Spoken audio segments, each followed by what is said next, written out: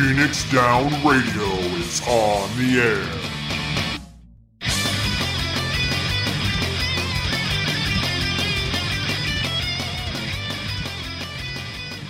Welcome everybody to Phoenix Down Radio, episode number 112. I'm your host, Klauss Nightbringer, and joining me today we have Taliz Marvelous and we have Seyrr. Hey guys, what's going on? Yo. What's up? So, how were your holidays? I know we talked a little bit about it on the last episode, but now since then we've had New Year's and we are in a new year. So, Happy New Year, everybody. Happy New Year. Happy 2020, y'all. Yay. So, what have you guys been up to in the last 2 weeks? Mostly a lot of cleaning. I have like a kind of, as New Year's tends to be like a, hey, it's time to refresh and start things out. And I actually managed to like throw out a bunch of stuff. And oh my God, there's like 3 small book piles on my floor and that's it. Really? It's beautiful. Interesting. Please do not send me stuff. I'm trying to anti-hoard here. So send all the But things to Seyrr. But I need it all to leave my house, sir. I mean, I also did this at work. I found a stockpile of stickers from going back as far as 2013 in some cases. And I was like, no one will ever use these stickers. And half of them are the kind of crappy ones that charities send you in order to guilt you into donating to them. And I just threw off. Apparently my ability to throw that stuff out without feeling guilt has a couple of the other librarians want me to go over their desks. Nice. Just throw it away. It will never do anyone any good. Except for that Anyways, yes. person with the one thing who might... Never mind. I know. No, that person is dead. I killed them. Even if No. that was the case, like the cost to just acquire a thing again if you need it is frequently less than what how much you are paying in storage and mental space. This is not true for everyone, and some stuff people may be in dire enough straits that you don't have a lot of choice, but it is frequently worth doing that analysis. So yes, lots of the whole like fresh start and renewal and whatnot. Thank you, Seyrr, for that. Read her book. It's actually good. So I didn't read her book. I just decided way before she became popular that I was tired of owning too much shit. So I got rid of everything. It was great. Yeah. So I can't get rid of anything this year. Well, that's not true. Let's see. When was our last show? When was the actual date? Do you 28th. remember? 28th? Okay. Yep. You had All already right, sold so your car. I'd already sold my car. I'd already bought my plane tickets. I'd already put in my Airbnb deposit.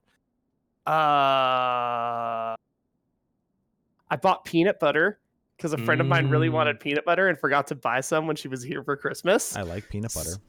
I am allergic to peanuts, so we're gonna figure out how this works. But I'm gonna Wait, bring you are bought very peanut chilly. butter when you're allergic to peanuts? yes. It's not. See, I'm not sealed. the trendy allergic to peanuts where I act like it's a really huge deal because I don't have good personality traits. I'm the allergic to peanuts where if I eat it, I die, but if I don't eat it, I'm fine. Yeah. Okay, I mean, some people do go into anaphylactic shock from peanut dust. That is a thing. Right. I'm actually allergic to mold. Oh. I'm not actually allergic to peanuts, but it's one of those like I can't tell people that I'm allergic to bovine byproduct. That's a pain in the ass. So I'm just like, no, I'm lactose intolerant. I'm not, but I can't eat bovine byproducts like ground beef. I can't do milk. I can't do yogurt. I can't do. But like, it's easier to say I'm lactose intolerant. To Wait, explain so why. like cheese? You can't do gorgeous blue cheese? So fun fact, I was actually. It turns out I'm allergic to nicotine. Huh. So when you smoke for 23 years, Huh. so I stopped smoking, and within about a month and a half, I could eat dairy again. That's how bad my body had shifted chemically, is that I literally made myself unable to eat dairy by smoking tobacco. Immune systems are weird. I quit smoking and now I can have ice cream. Congratulations on that, by the way. It was, oh my gosh, it's such a wonderful trade-off. Thank you. I'm at by the time the next show rolls around, I will hit 9 months, because March. Also, thinking about it, that would explain a bit of the affinity for Japanese cuisine. You get to avoid a lot of those products. Why do you think my favorite cuisine is Szechuan? Makes Exact sense. same reason. Exact same reason. I don't have to hit peanuts. I don't have to hit dairy. You can generally avoid beef as well. Also, Exactly. Chili wants to throw a shout out to pancakes. So Shout out to pancakes. Okay, Akechi-kun. well, he redeemed the shout out with the channel points, so I had to throw it out there. So shout out to pancakes. What I'm That hearing is- is we can be bribed. I mean, Well, This is I can new. easily be bribed with pancakes, so because pancakes are I was- delicious. I was dead ass at IHOP like 4 hours ago. I can't talk. Alright. And yes, Ian Show, I am aware there's Szechuan food they put peanuts in, and I know exactly what they are and how to not order them. And I actually have the kanji on my phone for it so that I don't kill myself.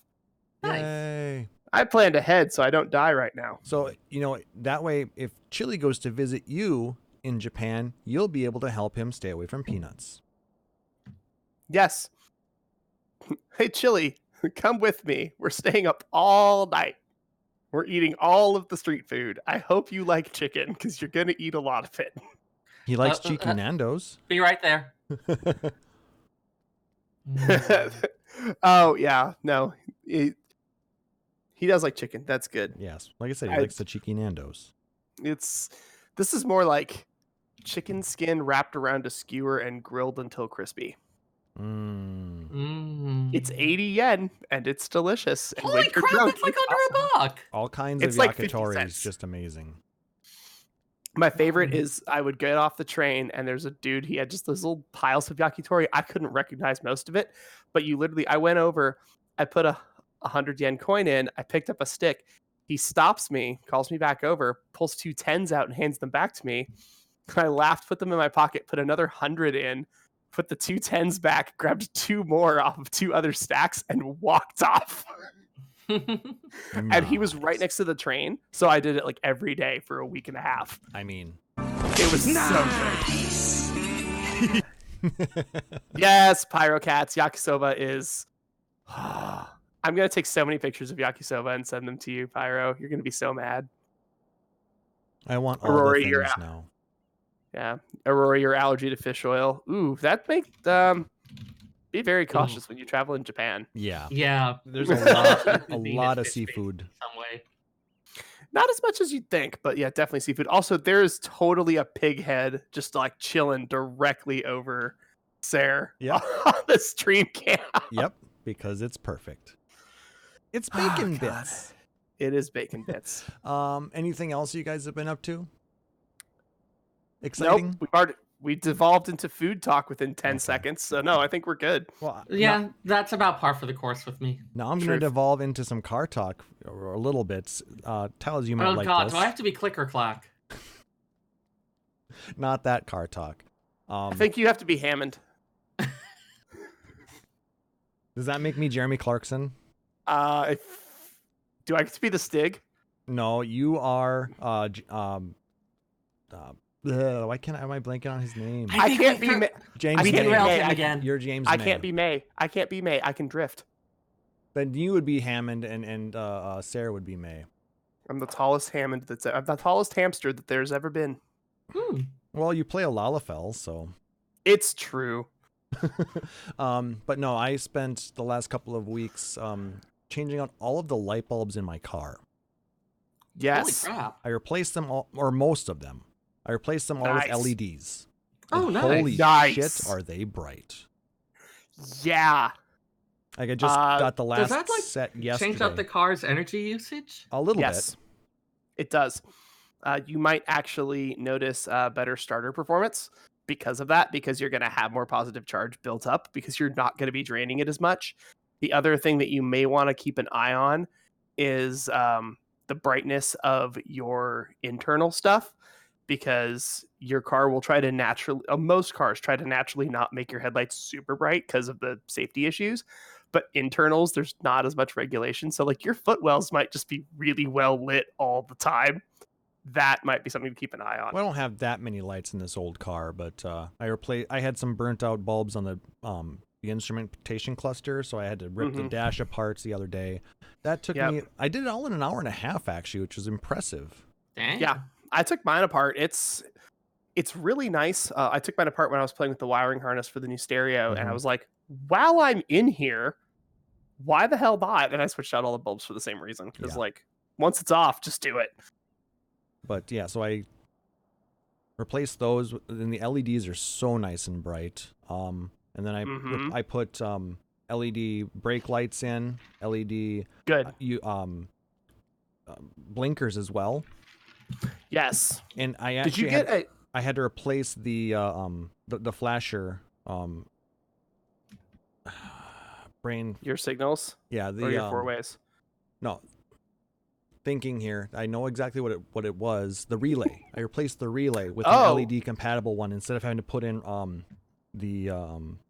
the other option is to put in resistors. Yeah, don't put in resistors. That's a Put pain in the relay. ass. The relay was nice, and it was so much cheaper. It is. The relay was, And it's the better option. yeah, exactly. It's weird. Yeah, why they don't recommend that more often? Who knows? There's actually a page on Instagram called Illumina Aesthetic. They actually sell LED boards, and you can put them in, and they're customizable, cut to fit. They come with a box of LEDs, and you can make your own taillights. So you can make your design however you want. You can also program them, so you can have them just do a light show if you ever need to. Yeah. And you can also set that up so that the light show only goes off when the car is in park, so that you don't kill somebody on the highway.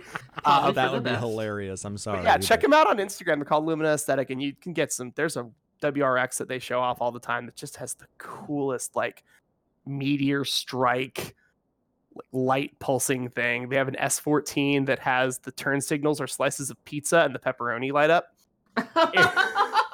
Like they do all kinds of weird shit. It's really cool. That's that would not work with my 2002 Taurus. So, I mean, it would. It just would look really janky. Yeah. So we'll just stick with the regular replacement bulbs. The coolest thing that I got though is my front blinkers. I replaced those with switchbacks. Are you familiar with those? Yeah, that's a cool idea. They are so nice because normally the bulbs were amber, the ones that were replaced. Yep. Now these switchbacks, what they do is the inside of my reflector it's clear and silver. So switchbacks are on as white, but they switch to yellow when you have your hazards or your turn signal on. And then it switches back to white. So really neat. So it's a cool aesthetic choice. It involves one less set of wiring because it's one bulb. You can usually, if you're going to do side marker erasing, they're actually recommended if you're going to go that far. They're really, really cool. And you can get them for most cars, but a lot of times like you have to replace the whole housing. And it just depends on what you need. But that's an awesome, awesome set of upgrades for cars to redo your lights. Dirt cheap. I think the entire set of bulbs, I ended up getting like 30 or 40 different bulbs because some of the small ones come in big packs. Yeah. But all of that was like $60. That's really good. I know. If you poke around, a lot of sites will be like 2000X brand model, whatever. And they're like, cool, here's your kit. And it's just a box with 2 and 2 and 4 and 2 and 1 and 1 and 1. And you're like, all right, here's all my bulbs. Yeah, I couldn't find no excess bulbs. That you can find that for things like the mid 2000s, like Blob-Eye WRXs, S14s, Hachirokus, obviously, RX-7s, stuff that's super popular in the modding community. You can find them for things like Dodge Neons and stuff too. But it depends on what's available. But not O2 POSs. No. Anyway, but like I said, I figured you would kind of enjoy that. And I enjoyed being able to do that work on my car a little bit and, make it a little bit safer because the LEDs are so much brighter too. Yes, it's safety for you and for everybody else. And in the wintertime when you've got snow coming down, if you've got a brighter light, you're going to be able to see it a lot further away. Yep, for sure. So yeah, that was kind of what I did the last couple of weeks. But since this is our first show of 2020, I wanted to start it off with a huge thank you to everyone who has been supporting us, as long as we've been going. So in our 5th year now. It's because of you that we're in our 5th year, and we hope to continue on for many, many more. And I'd actually like to give a special shout out to our current supporters out on Patreon. Aurori Fenrir has been supporting us for 24 months out there, and Remix Soccer has been supporting us for 40 months. That's amazing. Yeah. Like 40. Yes. She has That's some dedication. Thank yes. you. Yonju oh my god, wow. Okay. And Dang. on Twitch, I want to thank all of our current subscribers: Nicknar84 for 31 months, Kane Thorbreaker for 30 months, Aurori again for 28 months, Thugor Gaming for 19 months, Talon Broadbent for 16, Bright Eyes 11 for 10, Connolly for 4, Renari Leisen for 4, and T Cease for 2 months. So you guys, thank you so much for all of your support. We really do appreciate it. And we appreciate everybody who joins us live here at twitch.tv/Phoenix Down Radio or listens to the podcast on whatever podcatcher you choose. So, you know, we want to thank you as well, but I don't know all of your names. So this way I can know who you are and I can say thank you directly to you. So thank you. And you should come hang out with us. If you can. If you should. can. Yes, because it's a good time. Most of the time. And speaking of other cool things, we are participating in Extra Life 2020. This year, we're going to be supporting Gillette Children's Specialty Healthcare in St. Paul, Minnesota again. So we're going to support the hospital here in Minnesota for me. And I'm hoping to work with other streamers in the Final Fantasy community as well as some here in the home state of Minnesota, so we can raise as much money as we can for this excellent cause. And if you are interested, I know PinionBot has shown the link a couple of times, but I'm going to put it out here too. I need to copy it. I know Klauss has been talking with me a little bit about it, and I'm relatively interested in actually doing it this year. Yeah, seems like a good cause. It's a chance to do something that you enjoy and raise money for really good charities. And I don't know, with how everything's been over the last several years, it feels like, hey, it'd be nice to do something that makes it feel like I'm making a positive difference. Yes. And like I said, you'll be able to, if you want to support Benioff again this year, you'll be able to do that. So we can support both of them. We'll work out the details. Exactly. So yeah, definitely look for that. And I know I did help get you set up for streaming. So if you need more help with that, if you wanted to do some streams to raise funds. Probably should go over that again because I did get the new monitor and some of the parameters have changed a bit. Oh yeah, that's right. Yeah. Yep, we can work it out. Exactly. So there's that. And I know we have been in talks with our friends over at Score for a Cause. They, like I said, they're working on the 2020 campaign. Is it still the same name? The Manfina's Madness Blitzball? I believe so. Yes. But so they're working with the group that they're going to be supporting this year. I'm not going to announce anything yet. That's up to them. I'm not going to spill the beans yet. But let me see. I think that. Well, go ahead. But you know, we will be working with them again this year, and as soon as we have more information to divulge, we will be talking all about it here at twitch.tv/Phoenix Down Radio. So look forward to that. You know, so we're going to try and do a couple of good causes this year to help support. I'm excited to see what we're able to do this year. Yeah, that'll be a lot of fun. Be very cool. And I suppose now we can jump into some gaming community news, and want to throw out some happy birthdays to some very amazing people over this weekend. Very own Final Fantasy 14 musical director and producer Masayoshi Soken had a birthday yesterday. Happy birthday, Soken-san. Happy birthday. Today is Nicknar's birthday. So happy birthday, Nicknar. I'm trying to work out details to go hang out with them tomorrow and do some drinking. Cause they wanted to drink tonight. I'm like, dude, I got a podcast. So drunken podcast. What could go wrong? What could go right? Yeah, the second one.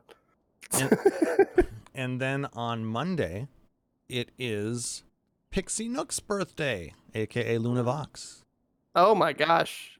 So happy birthday, Pixie. She is doing well. I talked with her today, actually. Outstanding. She has. I know she started a new job and just having the usual new job challenges with that, but it sounded like she's getting to be in a better place. Yes, it's taking time to adjust to the new situation she's in, but slowly but surely she's getting there, and want to wish her the best. So happy birthday, everybody! Felicitations and whatnot. Yes. Now last show we talked about the Final Fantasy VII demo being leaked on with a placeholder on the PlayStation Store, but it is still a no-show. However, some people have gotten access to the files that are in the demo, and they say that there are a number of spoilers in there if you decide to go and data mine that information. Yeah, I am still slightly skeptical of some of the claims, but given how many incompetent security practices we've seen from major companies in the past, I am a little less hesitant to dismiss it than I would have been before. At the very least, I did take a look at some of the assets, and some of them do look like placeholder things or like dummied out content that's not supposed to be part of the final. So who knows what any of it actually means. I don't want to data mine it. I want to experience it. I want to go in kind of blind, honestly. Same here. I just wanted to mention it because if you follow the news for Final Fantasy VII Remake, be careful because you may end up getting spoiled on something inadvertently. So do be careful as to if you want to, maybe... With the amount of interest there is in this, it's anyone who is hoping to get a little bit of internet attention, marketing, yada, yada, yada. So it's definitely a little bit of a dangerous environment if you're trying to avoid spoilers. Do be careful there. Yeah, spoiler alert, Cloud was a soldier once. I did see some stuff where people who have looked at it are saying like, oh, Cloud's like not manly enough and stuff like that. It's like, he was a washed up guy who was pretending to be a soldier. He manages to clothing for him, convincingly pass himself off as a very girly girl. This is not a big buff guy. No. Like, I don't know where people got that image of him, but it's like, it's not supported by any of the stuff in the actual game. Also, have you seen chicks that are buff? They're fucking scary and awesome. Yeah. My ex did Spartan races, and I was like, yeah, you could rip me in half. I also see a lot of complaints about Tifa's appearance from people who apparently have never heard. For people that have apparently never, but you... Your mic died. Oh, have never heard of a sports bra. Yeah, agreed. So it's kind of hilarious to watch people ripping themselves apart about it. Yeah. Well, we sit down, we wait, eventually it'll roll in, and then we get to play it, and it'll be awesome. Yep. I mean, it's less than 2 months at this point. Yeah. Time seems to be going fast enough that's like, you know what? I'm just going to try to keep up with everything else, and suddenly I'll be like, oh, crap, it was last week, and I forgot. Yeah. That's going to be me. I won't forget because it will be shipped to my door. I did pre-order it. Yeah, I think I that's pre-ordered reasonable. a digital copy, if I remember right. No, I like to collect things. You know, you and I are very different on that. Doctrine of first sale. Own your games when you can. I have very strong feelings about this. Yeah. Yep. No, I hear you. Doctrine of first sale. Speaking of something you're probably not going to be able to resell, the Final Fantasy 15 mobile MMO is in development. Yeah, I'm pretty sure that's going to end up in the same pile as all the Madden games at GameStop. No one's going to want to resell that. Well, nobody can because it's going to be mobile.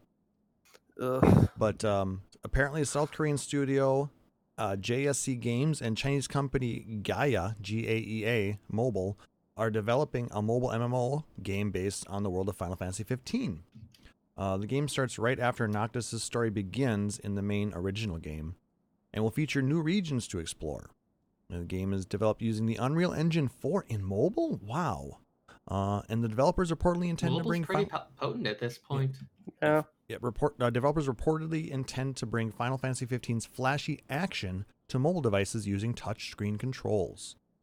It's reported to be released in China first, and there are plans for a global release. And more details regarding the game's release are expected alongside a trailer within the first half of this year. Thoughts on a mobile FF15 MMO? I mean, there's already been mobile FF15 games. There was that kind of tower defensey one, wasn't there? Well, yeah, there was a new Empire. That's the one. I was just looking. I couldn't find too much about JSC off the top of my head, but Gaia Mobile is responsible for things like Heroes of Camelot, Kingdoms of Camelot, Underworld Empire, a couple other ones in that vein. Okay. They may have been the distributor on that. JSC, I'm not finding a lot about what games they've actually done yet. Yeah. Now, Apparently they're involved with some VR stuff. mobile MMO though, how is that really going to work? Well, I mean, there's plenty of mobile games where you have... MMO just means like you have kind of a persistent world and a lot of people that can connect to it and play it at one time. It's not necessarily the big sweeping open world experience. It's just massively multiplayer, so lots and lots of players, and online. If you just use that as a definition, you've got a lot of wiggle room in there. You're right on that. But when I picture a Final Fantasy MMO, you know, you get 11 and you get 14 in your head. I was gonna say, I think of 11, 14, 15 had that weird like Yeah, the multiplayer game Comrades, but that wasn't an MMO per se. No, and it wasn't. It didn't really go anywhere either. Unfortunately, it was kind of neat. I liked it, but I liked it when I was playing it with Lancetti. I had a lot of fun playing with her, and I was like, "Can we get 2 more people?" And she's like, "We can get NPCs, or we can hope to get randos." You should have. And all the randos were like level 1. We're trying stuff, and they would just drop after a few minutes. We're like, "Well, all right, we tried." Yeah, I kind of got a little of that too. I mean, I dropped it off after probably 3 weeks, I think. Yeah, I think we lasted about 2 or 3 weeks, and I was just like, dude, I'm not super into this. If I'm gonna play something I'm not into, I'll go back to PSO2. Like, at least there's stuff to do there. I played PSO1 to a point of like physically and mentally unhealthy. PSO2, I just cannot stand. It's so sad because I wanted to play it so bad. But it didn't happen. Well, I mean, it did. I still played a lot. I maxed out like 2 characters, but it's not, it's free to play. So it's my free to play when 14 is down. But yeah, I'd like to see how they decide to do the world of 15 in an MMO setting, because like it's a big enough map. There's just what we got, but how are we going to interact with it as non-Noctis party characters? Yeah, like, is it going to be something where we're like somehow members of the Kingsguard or otherwise involved in like various I really wonder what, because they usually tend to be fairly strong about story stuff, and I really wonder where they're going to go with that. Especially like, okay, cool, you can go talk to Cindy or something. Like, great. And like cool, we can talk to all of our favorite NPCs that aren't our main party from 15. But how else do we interact with this world? Do we get to find the dungeons? Do we get to not go in dungeons when it's nighttime? Like, do we have that same fear? Also, keep in mind that, at least under the story setting, you can't use magic unless you effectively are being granted it from the king. So is there going to be some type of other power system? Is there going to be some explanation for, they may not give us the same type of magic. Like, if they're going to try to work in that same world, there's going to be a lot that they have to do with that. And I'm curious how they'll go about it. I mean, did you play episode Ignis? I didn't, actually. Okay. One, as of somebody that actively dislikes 15, Ignis was awesome. Okay. Episode Ignis is super, super fun. It doesn't pull an Ender's Shadow and throw the actual universe into oblivion to make one other story. They actually make Ignis make a lot more sense. His decision making, a lot of his logic makes more sense. His interactions with Arden make a lot more sense in the main story. Plus, you get to play with elemental themed knives, so you still get magic, but not really, because they can't give him magic, but they can give him something akin to magic, so he has some cool powers. It was really fun. Well, then again, those were given to him by the king, so they were imbued. Yep. There's also a lot of headcanon of, like, is he Noctis's half brother, and like all this other stuff. It's like, no, that's fan canon, but whatever. It's fun to play. It takes like 2 hours. It's a blast. So for anybody listening that has liked or played 15 and they haven't hit some of the DLC yet, do it. Yes. Some of it's not great. Some of it's amazing. It's an extra 10 hours of content. Have fun. Yeah. It's worth it. Episode Prompto was fun. I enjoyed playing that one. So plus Prompto was just adorable. The the fact that he wrote lyrics to the Chocobo theme that are now ubiquitous with the Chocobo theme. I want to ride my Chocobo all day. Oh God, the timing, the timing. Ah, the ear vomit for all of the podcast listeners. We're so sorry. Yeah, I keep starting to see it that Taliz joins in with me, which is awesome and would be great in real life, except the delay on timing through Discord means that, it's off. It's so frustrating. Yeah. Row your boat gently down the stream. Row your boat Merrily. Okay, we fixed it. We got it, guys. We got a song we can sing now. No, there's too much delay. You ruined Damn it. I am interested to learn more about this. Agreed. Because, I mean, like I said, I want to see how it goes. The idea is intriguing, but it does bring up a lot of questions, like Seyrr said. It's just like... And I think a lot of people are still just kind of salty about FF15 in general. Why? Dude, Just go play Pocket Edition, and it's just so cute. I mean, I just didn't play hate... the theater rhythm sprite version of the game. I didn't hate 15. It's not at the bottom of my list by a long shot, but it's not above the midpoint on my list either. I mean, it's better than 13.3. 13.3 isn't a game. It's better than 10.2. Yeah, I can give you that. Seyrr might not, but Seyrr's staring daggers at me, I think. Sorry, the Loremonger channel just developed enough interest in it to spin off its own food channel, and so people were posting pictures, and I got distracted. What was this about 13.2? Do I have to kill you now? No, 13.2 is great. Oh, yeah. Yeah, I 10.2 love Chrono sucks. Trigger 3. Okay, Taliz said something that was accurate. Klauss said something I'm going to need to murder him for. Now he's understanding it. All right. How about I mean, this? all I heard was Taliz said something about Chrono Trigger, and in the context of 13.2, it essentially is like the Chrono Trigger sequel we should have gotten. Mm-hmm. Yes. Chrono Trigger meets Pokemon. Yep. Yeah. With maybe a tiny... Yeah. Okay. And All then right. Klauss was knocking on 10.2, and so, like, he needs to die. As I Okay, do. pick the hill you want to die on. Master Quest or 15? Which one was the worst game? Was it Mystic Quest? What is it called in America? Mystic Quest, the one that was on SNES, the one where Yeah. casting Kira on the final boss was a quick way to kill him. Yep. The one with Benjamin as a main character. Never played it. Well, that's a perfectly legit name.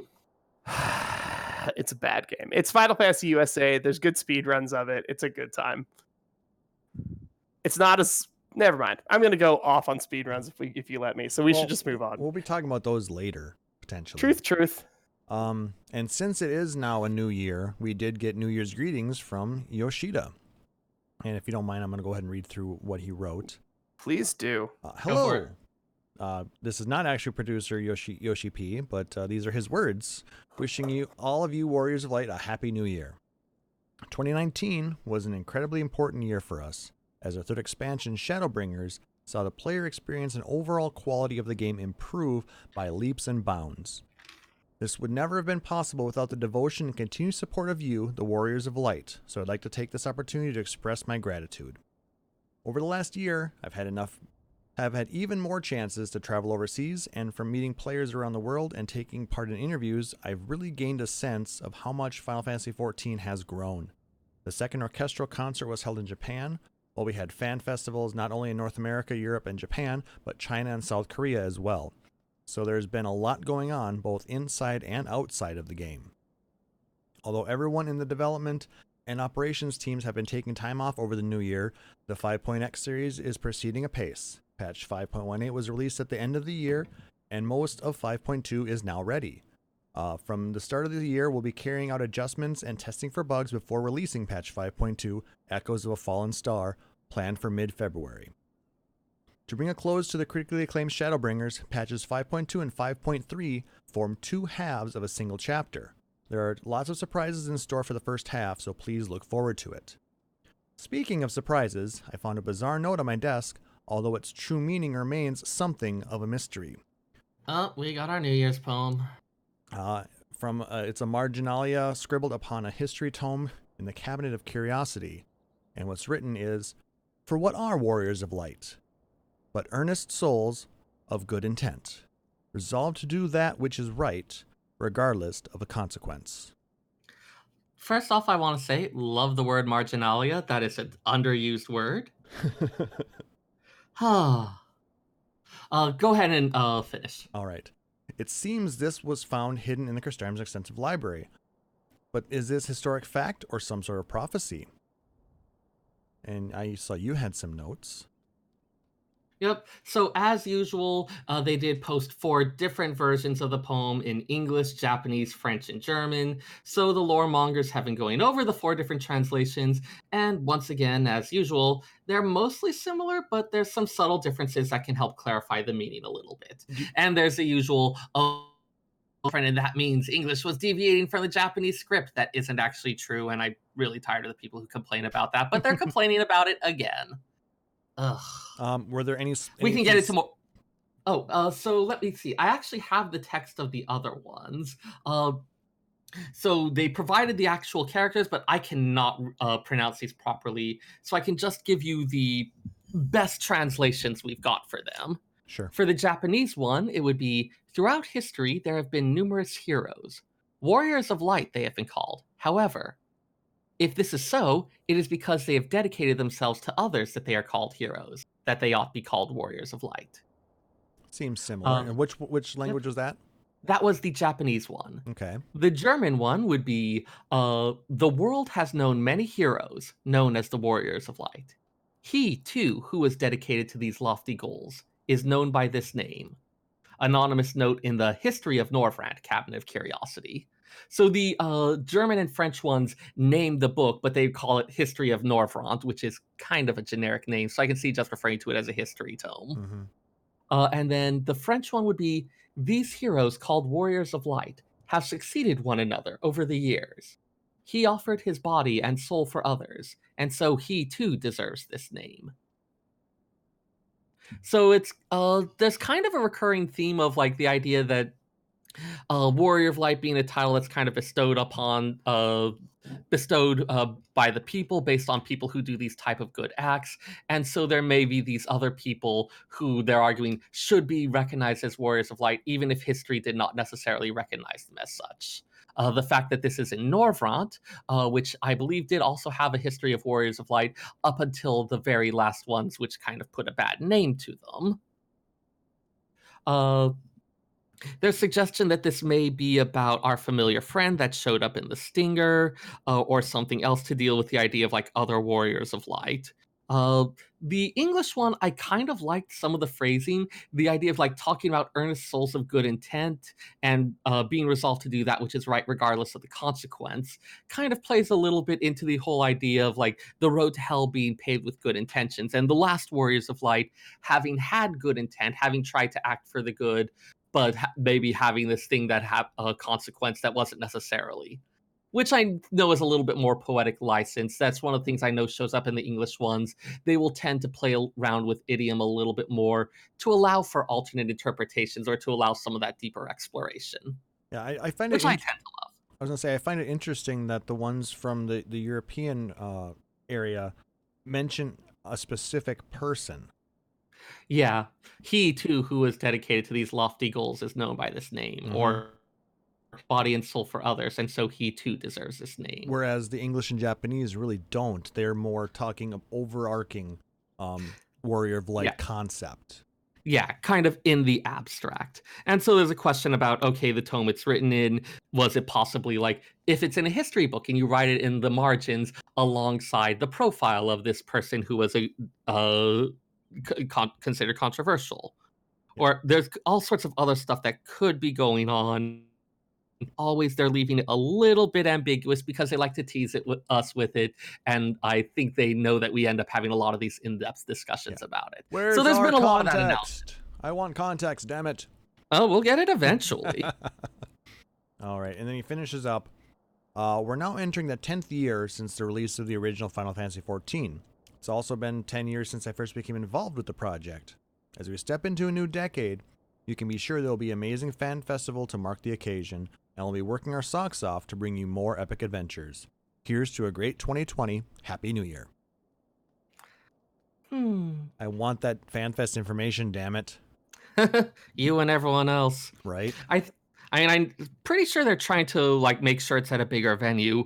I know with all the concerns about the ticket lotteries, stuff like that, no matter how fair they try to make the system, there's going to be a lot of people who are unhappy because there's only so many tickets and a lot of people just aren't going to get them. Well- The people who don't get them aren't necessarily going to be like, oh, well, I guess I just lost last in line kind of thing. So Well- it sucks. Yeah, but I mean, it would be nice if we could actually have an opportunity to get in there without them being sold out in 30 seconds. And I think that's one of the goals in having it at a place where it's going to be a larger venue is they can have a lot more tickets. Yes. So I'm hoping, like I said, we're all kind of guessing LA. It's at the very least the most likely guess, Yeah. but I've heard reasonable arguments for other places as well, so we'll see how it works out. Exactly. You know, as long as it's a venue that maybe we can see 10,000 people there. Or more. Yeah. I mean, I'm just, I'm not. I'd be stoked for 10K. That'd be awesome. Yeah, I mean, I know the Japanese one, I think it was 15,000. Yeah, I was going to say, should we try to go for 15? Where was that located? We knew where that was located, right? It's where they do Tokyo Game Show. Oh, okay. Oh God, yeah. No, that's And there's they only tons of space and they there. only used 2 of the halls. Yeah. So September of this year, I'm definitely gonna try to get to TGS if I can. Ooh. Nice. We'll have you report on some stuff from the Square Enix booth. I've had friends that go every year, so I'm like, all I have to do is just be like, hey, Bring when back do we swag. meet? No, just when do we meet? Buy me a ticket. Here's I PayPal'd you $100. Let's go. That's not something you're saying in this scenario. That's an order from me to you. You just want me to mail you shit. Yes. Yeah. Here, have an inflatable Dark Knight sword. Woo!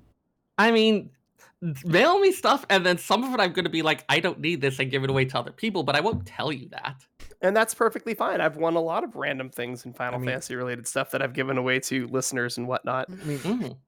have you guys seen my collection of stuff? Yeah, it's called a house. Have you seen my collection of stuff? It's called a selfie. It's great. You are technically correct. The best kind of correct. So yeah. That's all a house is. It's a pile of stuff with a roof on it. Yeah. Anyway, so that's kind of all of the gaming community news that we were able to scrounge up over the past 2 weeks. There maybe have been some other stuff, but it was boring. Yeah, there's just like that is one of the things this time of year, especially with how busy and frenetic the holidays are. Usually there's just a little bit of like, okay, it's over. Everyone catch your breath again. Yep. Yeah, I Plus, mean, we're also in that weird spot on the patch cycle where it's like, we just got, was it 5.18? Like, Mhm. we're not doing anything for a little bit. And everybody's maxing out crafters. I'm still seeing a few people at like the 71, 75 range standing in Ishgard, slamming out their crafting. People in alt classes with hodgepodges of gear at eye levels, all from 390 to 450, just all See- over the place. Everybody's filling in all those gaps over the next couple of When weeks. when I ran trusts, I made sure to save everything I got to stockpile for when I'm on my other job. I match when I level up, damn it. Because this was Awesome. very important to me. because Seyrr likes to hoard. Hey, do you know how well sorted my retainers are? I have nothing on my Worrisomely retainers. so. I mean, this is this is also coming from the guy who has 4 retainers just full of random crafting things dating back all the way to ARR. Oh my god, I found 9. You're going to love this. Grade 5 dark matter. Wow. I found stacks of stuff that I couldn't figure out what it was for and couldn't remember, and it wasn't craftable. It was in a weird spot when I hit auto sort. I didn't know what it was. I finally Wait, dark decided- matter or carbonized matter? carbonized, whatever it was. The stuff that patched out at the start of Stormblood. Oh, The stuff that the NPC who told you about how to use it now remarks about how it's as useful as nipples on a breastplate. If you Yes. go back to that NPC, they changed his dialogue. nice. I love it. So I also found a bunch of piles of crap. I was like, what is this for? And it turns out you turn it into Talon in Mordona to get the Kingcraft cakes. Oh yeah. I got 71 Kingcraft cakes. Mm. I desynth all of them, and then I sold 18 tiny crowns on the market for it. because I just had like 6 slots in my inventory completely full of garbage, and now I've turned it into a small pile of gil. It sometimes we sort as much as we want, and we think we've got it, and we don't got it. There's gonna be random stuff that appears. Oh yeah. Definitely. But I mean, that's just kind of the way this time of year is, and you know, a little bit of behind the scenes for you guys. It took up until about 6 o'clock last night for us to come up with a discussion topic to discuss today. It's true, because we just couldn't think of anything. But there's so little going on, which is kind of nice as a whole. Like, hey, it's time to take. Like, even at my job, we go have story time break for about 2 weeks during the holidays. Everyone's busy. Lots of folks are out of town. Schedules are messed up. So we just don't even do our story times, which is great for a whole, like, everyone take stock, figure out what you're doing, set up for the new year. mm-hmm. It's kind of crappy for the people out there who are here to listen to us do a show. Yep. But thanks to Seyrr finding some information about a project he was interested in, he gave us the idea of talking about the modding community in Final Fantasy. Total coincidence there. We were very lucky. Yeah, I mean, but the thing of it, and I don't know why we didn't think of it before, but the fact that, I mean, there is a lot of mods available for all the different Final Fantasy games. And modding is one of those things where it has, you know, good connotations to some people, but to others it has a really negative connotation. You know, people think of cheating or, you know, trying to skip through the game to make it easier, or botting, or, you know, things like that. So, I mean... Which, I mean, some of them are the kind of like the trainers or stuff like that. Which is stuff that, like, just shout outs, we don't condone adjusting games that affect other people's gameplay. Yeah, I mean, or your end user license agreement. But boy, that one bag app in WoW in like 2004, before it was actually just an option, was, you know, those kind of mods are just helpful and don't hurt anybody. Yeah. So yeah, quick disclaimer: any or the online games, FF11 and 14, or any other game with online content, does violate the terms of service and does have a chance of having your account revoked. So we do not condone the use of those. Yes, and we're not going to actually be discussing any of those at this point. We may talk about some of the availability of things in a future session of this. I mean, because this is something that we can milk this, you know, for a few weeks at least. Woo! Up until we get some kind of actual announcement about what's going on. Exactly. Well, I mean, we'll probably have news next show, but God, I hope so. But yeah, so to start off with, we're going to talk about what is modding. Now, my definition here came from Wikipedia, because everybody loves Wikipedia, right? Ooh, baby. They have a reasonable summation of a lot of things, as long as you don't go too into the weeds on niche topics. All right, so what we've got here, a mod, short for modification, is an alteration by players or fans of a video game, one that changes one or more aspects of a video game, such as how it looks or behaves. Mods may range from small changes and tweaks to complete overhauls and can extend the replay value and interest of the game. Now, as early as the 1980s, video game mods have also been used for the sole purpose of creating art, as opposed to an actual game. This can include recording in-game actions as a film, as well as attempting to reproduce real-life areas inside a game with no regards for gameplay value. This has led to the rise of artistic video game modification, as well as machinima and demoscene. I know about machinima, but I hadn't actually heard the term demoscene before. Neither had I, but apparently that's a thing too. Now, there are multiple types of mods out there. You know, the most extreme being a total conversion, which basically replaces all the artistic assets in the original game and sometimes the core aspects of the gameplay. Basically, they're just utilizing the engine of the game to create something totally different. And sometimes maybe some of like the really base ideas of it. Like, hey, this is something that is ostensibly set in the same universe, but we're going to explore a very different aspect of it. Yep. Overhauls, which significantly change the entire game's graphics and gameplay, usually with the intent to improve on the original, but not going so far as a complete remake. Those almost sound like a texture pack kind of a thing. So sometimes it can be a graphical one, but one of the ones that we'll discuss, actually the one that I remembered the announcement about that inspired this whole thing, is a mod for FF6 that take since FF6, there's a lot of stuff about it that makes it feel like maybe some aspects weren't finished, were poorly balanced, other stuff like that. So it actually goes into the code to rewrite a lot of that stuff, fix broken mechanics, make some of the other stuff more tactically interesting. And we'll talk a little bit more about that when we get to it. But oftentimes it's hey, we don't feel like the original game as released really like went through enough quality assurance or was well balanced, and so we're going to endeavor to fix that, not just appearance but full on mechanics.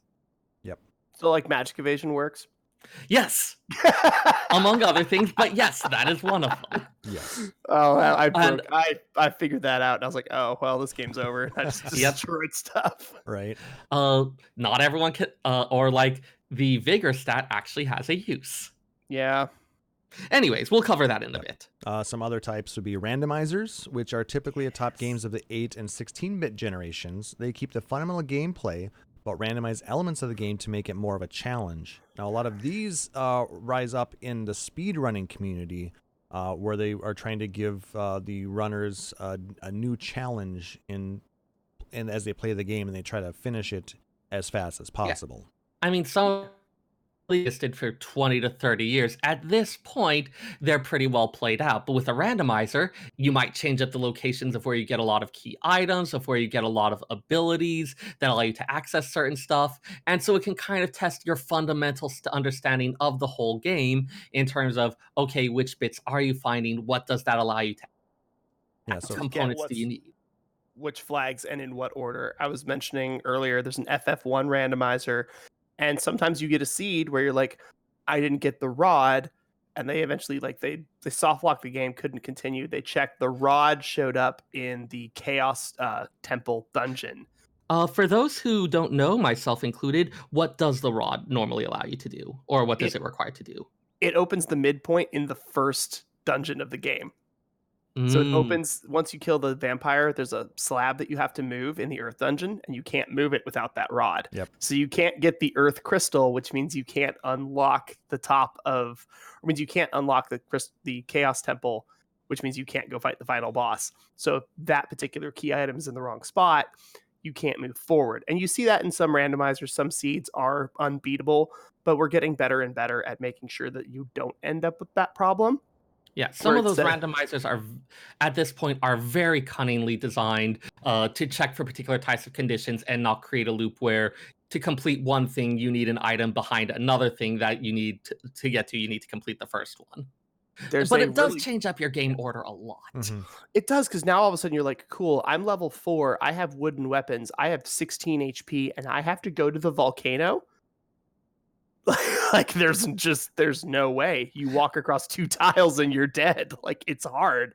It's a lot of fun. Randomizers can add a lot of challenge to games very easily. Then we have some of the small things like add-ons.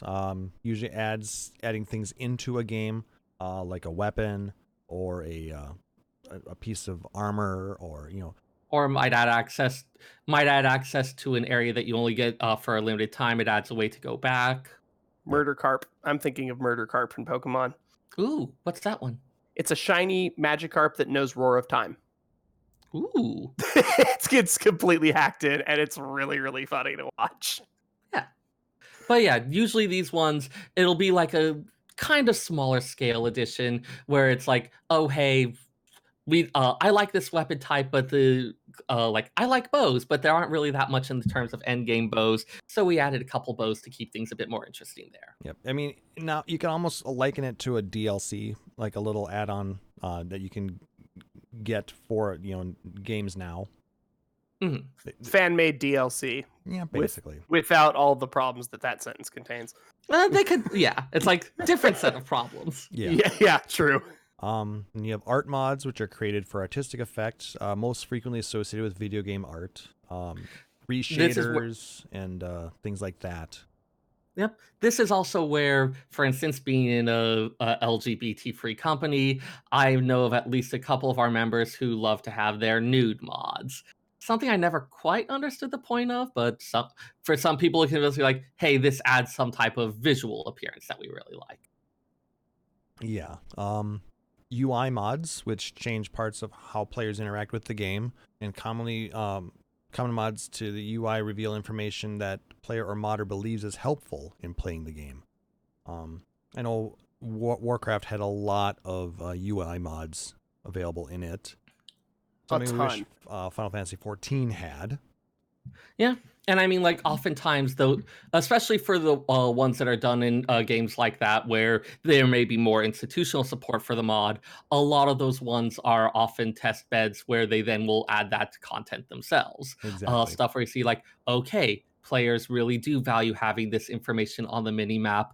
We didn't know if it would be worth it to add it, but we'll now go ahead and add this option to do it. Or Windower, when you had your spell timers that you could add into it in 11. Or even Windower, just for I'd like to be able to Alt-Tab without crashing the game. Yeah. I loved Windower. FF11 was what, 2001? Yeah, and like Technology designed was originally for the very PS2. Yeah, technology was very different back then. Even though it came out for PC before PS2.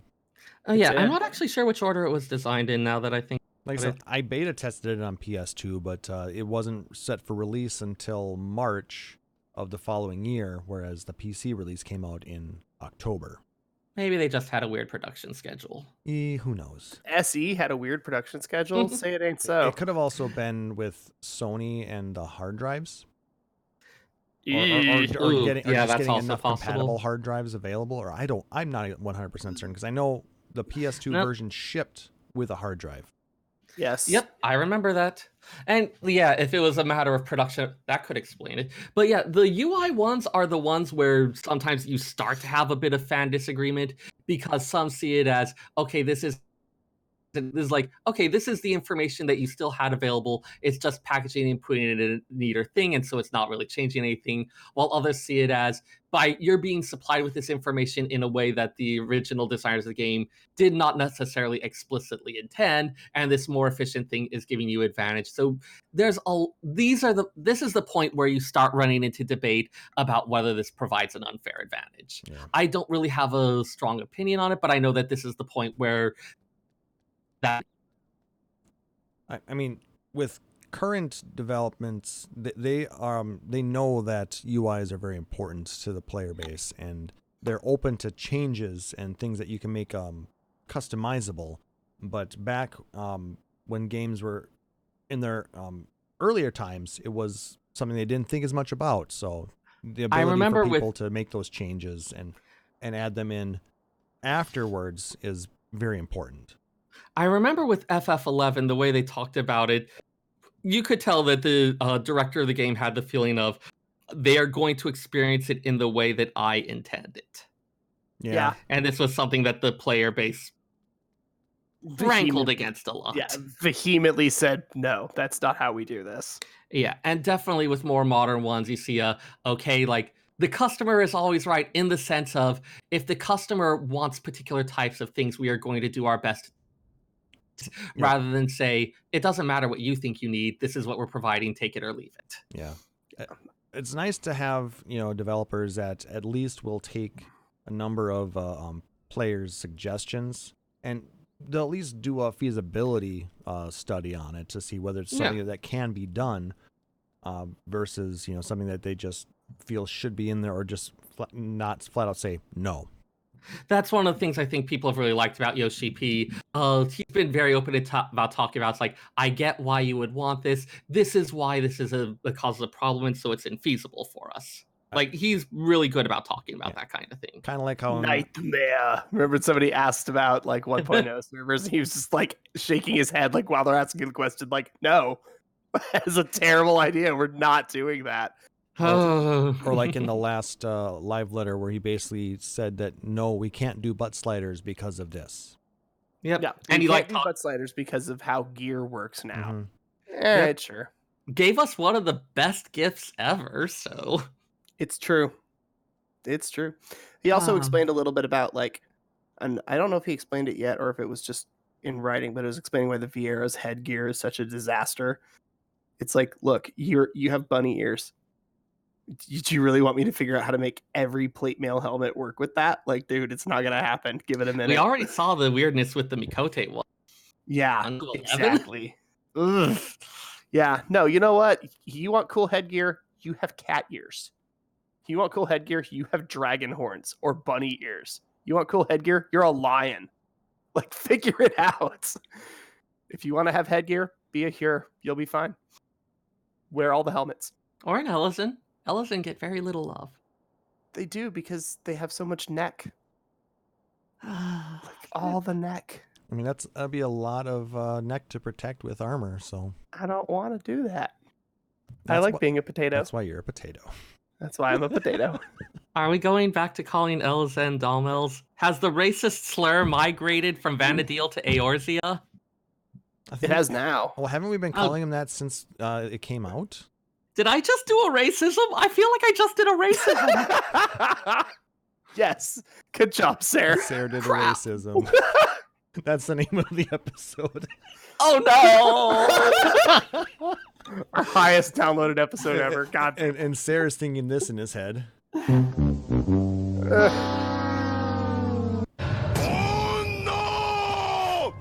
You know, this is the kind of thing that's going to come back to haunt me in front of a congressional committee someday. I'm so looking forward to when you're like accepting your doctorate and we get to like play all this crap back at you. Yep. Oh god. Oh. Hey Klauss, we broke Seyrr. Let's talk about mods. Yeah, and then Yes. there's mod packs. Groups of mods put into one package for download. Basically take a number of fan-made mods, make sure they work together, and then just package them all together in a nice, neat bow. Kind of nice to have. Yep. Oftentimes you'll have a lot of stuff that's thematically grouped. Like there'll be a number of related UI mods that altogether make the creator of the pack feels makes for a much cleaner experience. Yeah, because a lot of times you'll Or you might- notice... Oh, go ahead, sorry.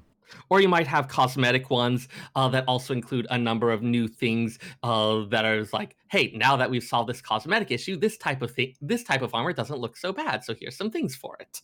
Now, in a lot of the older games, you'll notice that it's specific people who seem to work on certain mods for certain games. So a lot of times they will take their mods and put them together. Oh yeah, some of these get to be very niche communities. Mhm. Like the type of thing where if it, you will very quickly be talking with some of the biggest names because there just aren't that many people in it. Mhm. Which can be really fun. It's like, here's this small group of people shared by this common passion about this thing. Or united by, not shared by. It's words. Words are hard. Wording is hard. Yeah, let's go shopping. All right. Okay. Now, in Final Fantasy, you know, a lot of the games that have been released have mods. I'm not sure if there's any that doesn't at this. There might be a couple. I mean, some of them may have been ROM hacked after the fact, but you know, as far as you know, which ones should have mods and which ones are supported to have mods is, you know, still Yeah. kind of questionable. Now, Oh some yeah, of we're them, always operating in a gray area on these things. now, though some of them are fully supported by Square Enix, such as in Final Fantasy 15 Windows Edition. The modding community is actually very active and it's encouraged. That's pretty cool. Tools were built in to allow for that. I don't think it would have been as popular a game if it didn't have modding available, to be honest with you. And that's something you can see, like, kind of how the ethos has changed from hey, we will prosecute anyone who messes with our proprietary yada yada, to, hey, we've included some modding tools and we want to see what you create with it. Yeah, Well, because they want to see what we create with it. Because now when they start on Final Fantasy 16, they go, hey, everybody changed this. Mm-hmm. Hey, everybody didn't do this. Or they look at, you know, all the PlayStation and Steam or whatever, and they go, we put in an achievement for doing this basic thing 5 times, and hardly anybody got it, which means nobody did this thing 5 times. We should Yep. probably not include something similar in the next game that we make. Yep. Like the amount of information that they can, like, effectively free UI UX testing, technically after the fact, but it's still useful for your next game. Yeah, I mean it's free development, really. It's free real estate. Wait, what? No, Yay, memes. if you look at I'm memeing, Klauss. I know, but I'm if you look at Steam, you know, Valve back at the beginning, you know, they had Half-Life. And Half-Life spawned a number of mods. Some of them like were Counter-Strike. Counter-Strike, and Team Fortress, and Yeah, so those many were all mods originally. Yeah, and then they spawned their own games off of that, and like I said, Valve embraced the in fully, and it became one of the biggest successes in PC gaming, and that's why Steam is as big as it is right now, because Steam saved PC gaming. When Hands down. when people are telling you what they want, you should probably at least listen a little bit. I know some people will say that Steam's also ruined PC gaming, but that's Yeah. for a It's the different one- reason. Yeah, it's the one piece of DRM I don't loathe. I'm still not a fan of DRM in general, but Steam I at least don't hate. Yeah, I mean, there were reasons behind it because, in the beginning there were also hacks. People were able to cheat, and they had to put in certain digital rights management things to keep people from modding certain things that they shouldn't have to give them an unfair advantage. And that's Aimbots. Yep, and A lot of aimbots, especially in TF2 and those the are original TF. the types of mods that are frowned upon. When it gives you an unfair advantage, like in Final Fantasy 11 or 14, mods are frowned upon because a lot of times they can give you an unfair advantage in the game.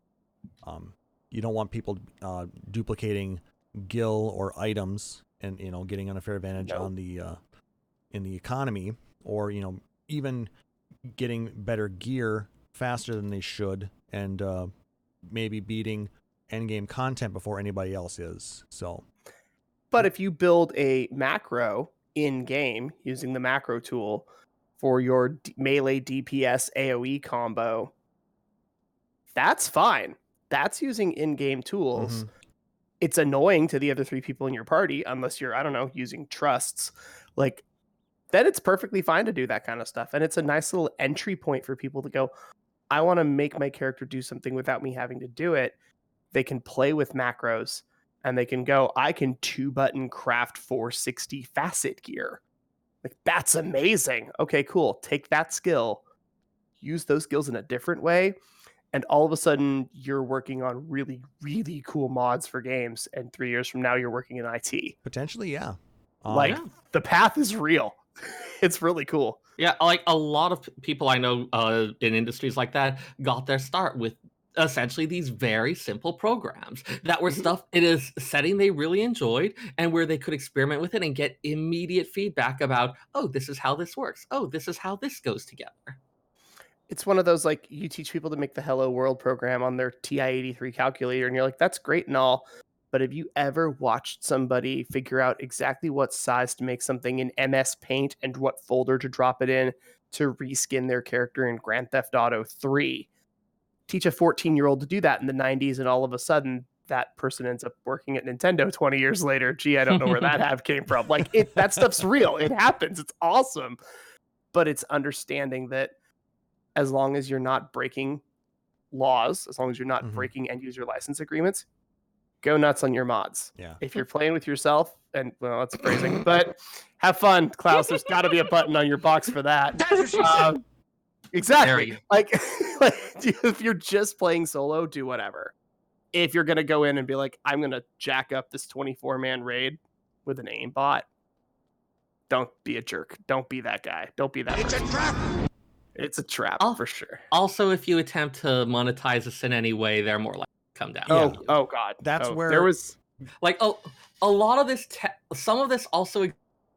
It's like technically it may be an unauthorized modification, and so their end user license agreement says that you are not allowed to, yada.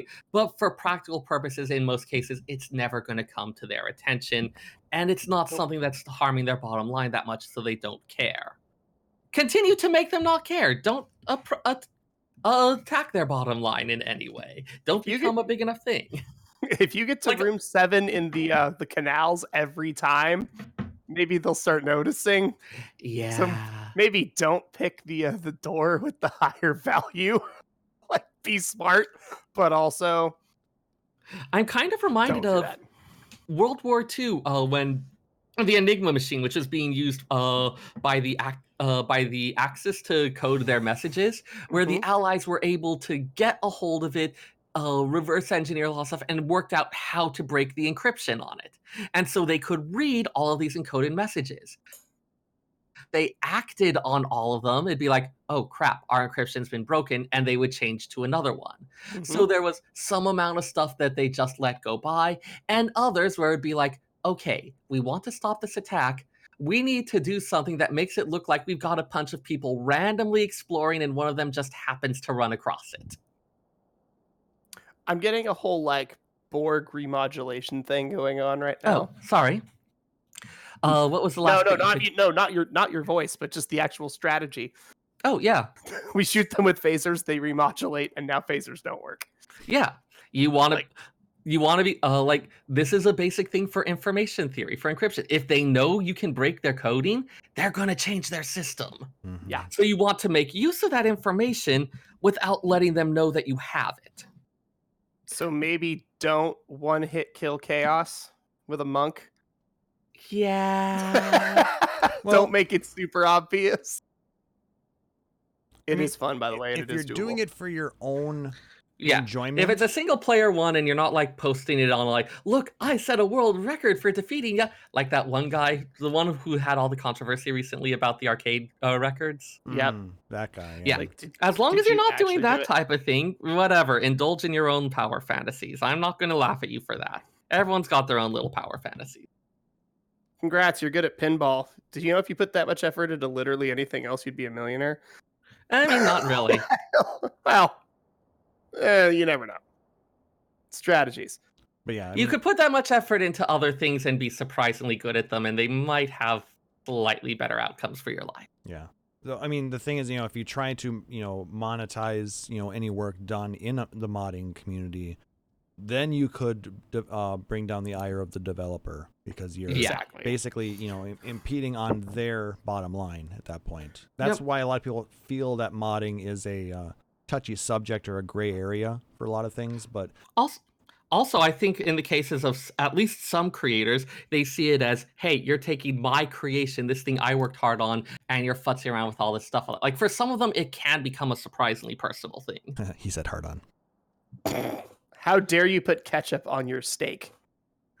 I mean, that should be a capital offense. Oh, but it is. I get what It you're is. saying. It is. But there was a friend of mine, his name's Chad. He used to play WoW, played forever. And one of his guild leaders found this super cool mod, and it was for healers.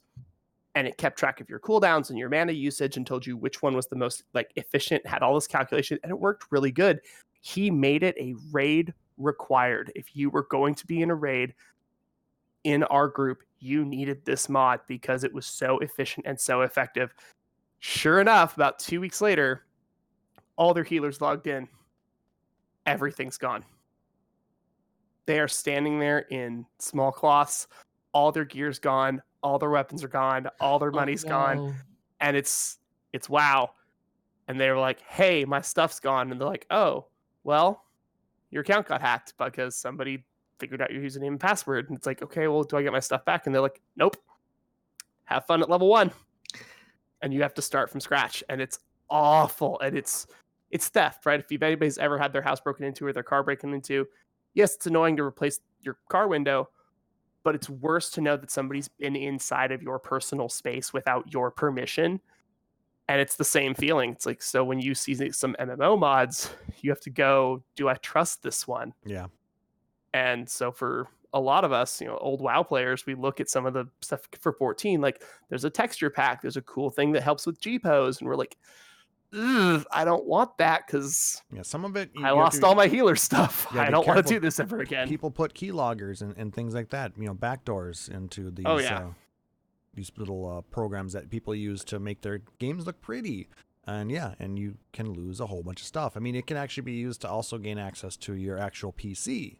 So you need to be very careful on some of this and make sure that if you do want to engage in modding, that you go to a trusted location. Yeah. Please be Usually safe. it's better to look for the communities where you have a lot of people working on this discussion, stuff like that, rather than just something you happen to find on some random site with no vetting. Exactly. So a lot of the ones, Thankfully, most mods have or a lot of mods have a lot of people working on them. mm-hmm. You just have to look for them. Now the ones that The other The other thing that you would want to be careful of, I didn't realize that's where the story about the healer mod was going, but the other thing that can happen is for games that do update or change, it's possible that, say, they roll out some update that breaks all of your mods, and this tool you had become dependent on no longer works. Yeah. That's always fun to see. Yeah, I mean, we'll talk about some of the add-ons for 14, like ACT or things like that. Every time a new patch comes out, it's broken. It stops working until they update the code for it. Yep. That is one of the disadvantages of being outside the usual cycle. You don't get to know in advance, okay, these are the changes that are coming down the pipe. This is how I need to change my thing to make it work. Yep. I remember even on updates for Final Fantasy XI, when new expansions would come out, Windower would break for about a 2-week period. Sounds about right. So, but I will say that the mods that we're going to be talking about tonight all do come from respectable sources. A lot of them are from the Steam community. Some of them are from other larger modding groups. That said, make sure to download directly from those groups if you're going to use them. And also have up-to-date antivirus and anti-malware software to make sure that anything you do download is protected. I mean, that's good practice no matter what. Exactly. But, you'd be surprised. Anyways. Yeah. So anyway, the first one that we're going to talk about, Seyrr was alluding to a little bit ago, and I'll let him talk about this. Yes. So the one that actually updated just about a week and a half ago and inspired this conversation, Final Fantasy VI Brave New World. It's described as a fairly complete overhaul of Final Fantasy VI, featuring, let's see, I'll go ahead and just go with their text on it since it describes it pretty well. Character-based Esper restrictions and new stat boosts that promote greater diversity and allow for customized development. An Esper leveling system that dissociates Esper bonuses from traditional levels, where you have to keep an Esper leveled when you keep the Esper equipped when you level up in order to get those stat boosts. They changed it to make it a little more flexible. New and reworked formulas, which rescue everything that isn't magic or magic evasion from the dump stat heap. Rebalanced equipment, items, spells, and skills that aim to remove dead weight and give players more and better choices. A complete overhaul of enemies from their stats to their behavior to better challenge veteran tons of bug fixes as well as remedies to many of the game's more annoying aspects such as rage hunting taking a lifetime, and much, much more. Now, I think a lot of you have heard me talk about my experiences playing Final Fantasy VI with my friend Andy about like a year or so ago at this point, a little more than that now, where he had never played it before. I had played it many times when I was younger and was nostalgic for it.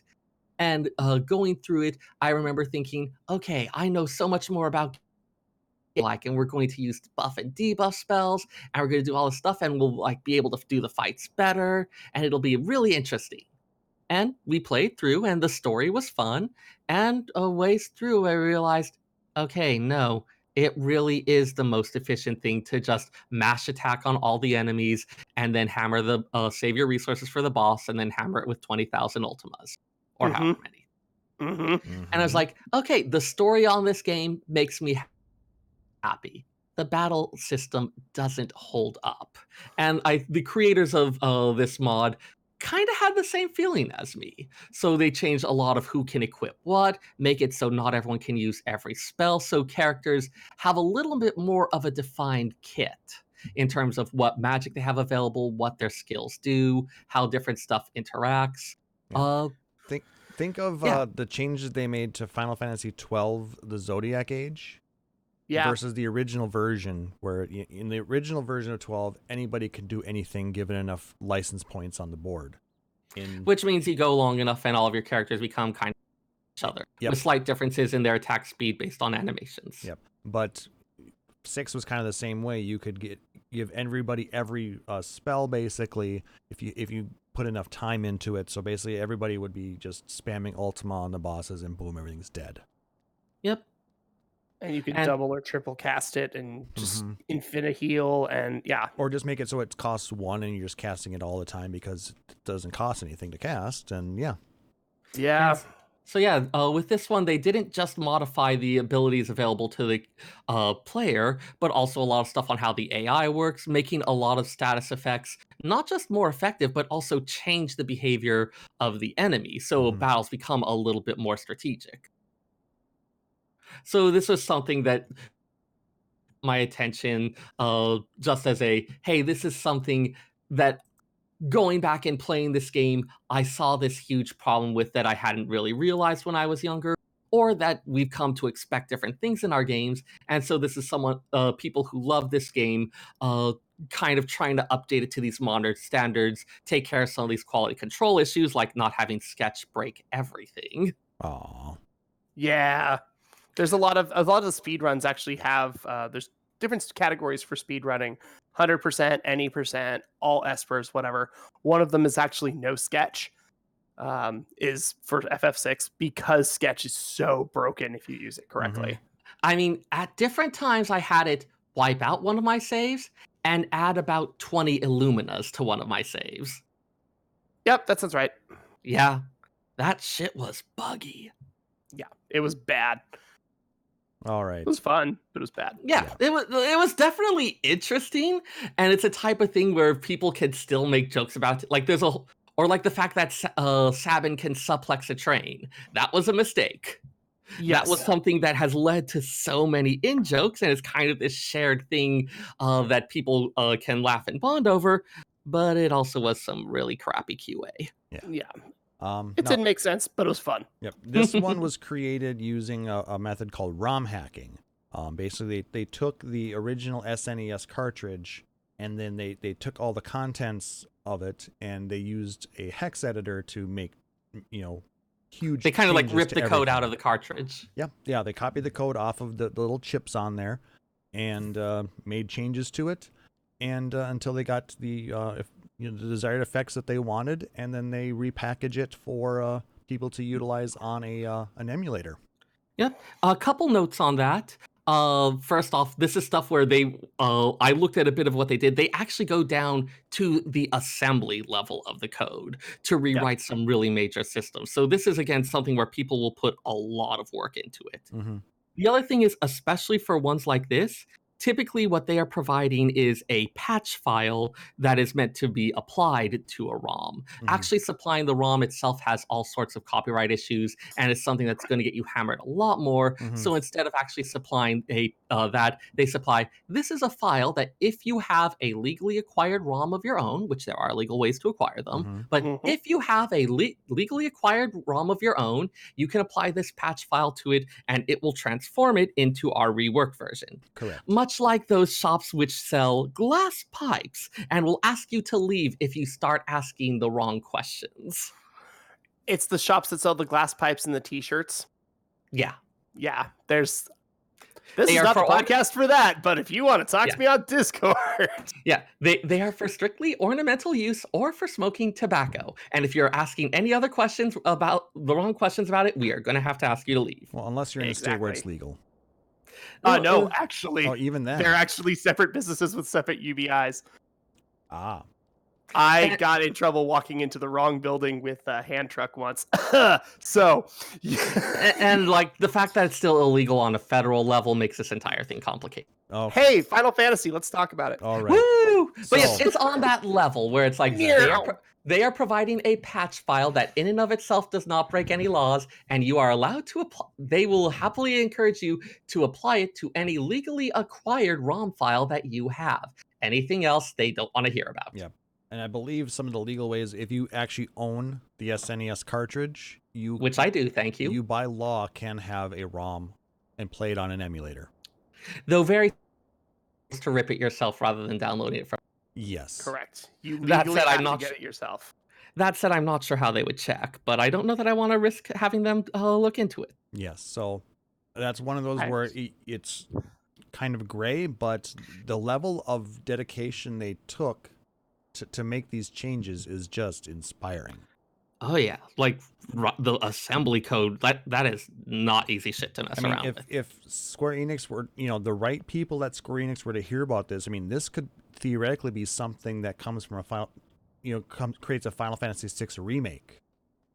Yeah, and I mean, this type of thing is also how people have gotten jobs in the industry. Yep. I like Taliz's little disclaimer in the chat. Sorry. There's All right. some stuff No. going on. Anyway. Yeah, you're right. Okay, so moving on. Let's talk about some things that are like going to be more for applying changes to PC games. For instance, Final Fantasy VII's Seventh Heaven Mod Manager, which actually works with the original 1998 PC release of the game, as well as the Steam versions. It's basically a graphic upgrade, texture overhauled, on a lot of the enemies, more field models included, better animations, improved movie quality, and a ton of other tiny enhancements. So this one seems a little more aimed towards people who loved FF7, want to play it again, but then they play it like, oh my god, is that what it looked like? Mm-hmm. Yep. So it's just it cleans it up a little bit, makes it look a little bit more presentable because yeah, that game is very, very dated in its looks. I mean, it's still a great game, but it's tough to play when you're used to, the graphic levels that we have now. Yeah, I used to be like, oh my gosh, who would ever be that shallow? I don't care about and then I got a bit older and started paying a bit more attention. It's like, I do care about how graphics look. And then you play Darkened Sky again and you go, oh god. You forget how bad some stuff was. Let's be honest, we care about how stuff looks. That's pretty normal. It's true. Yeah, let me get the link for this one for you guys too. Copy, paste. Like I said, this one comes from a reputable site that does a lot of work in the modding community. So this one should be safe but still make sure that you are checking it for any malicious content. And make sure antivirus and malware checkers and the like updated. We don't want anything bad happening to any of you people. Exactly. Final Fantasy VIII also has an essential mod pack, which takes a lot of different little mods out there and packs them all together. This is for the Steam version of the game, and I'll go ahead and copy. And that's this actually one. something that's in the Steam community page, the file bank there. Correct. They are saying that modding these older games isn't super easy, so it's important to read every detail about when you apply these mods, because some of them are not compatible with each other. So they're giving you access to a number of different mods that are available for the game, but then again, you have to be careful because they're not QA tested against each other, because they're not created even by the community. Yep, by the community in groups that are not necessarily working together. So yeah, that's the big thing, is making sure that everybody knows, oh, hey, I made a cool mod. Yeah. Well, does it affect the border? Yeah. Okay, well, I have one that affects the menu, so it's going to crash the game. So I'm wondering if things like this one didn't make SE release the remaster earlier last year. I mean, stuff like this is the ones that you look at and go, oh, they released a mod, Team Fortress, Counter-Strike, whatever, and you go, oh, 2 years later, there's something that came out that's remarkably similar, but is licensed and branded. Hey, we made 8 look better and work better. Oh, look, I can now buy a copy of 8 for $26 on PlayStation Store. Mm-hmm. I wonder if that's related. Well, I like it. The thing is, Square Enix, they're not dumb. They know what the community likes. No. And some of this maybe... I remember the stuff with FF14, the remake. Yoshi P went to the board and made a case for this type of thing. For the company is not a single monolithic block. If you're a person who works there, you may be like, hey, I think this...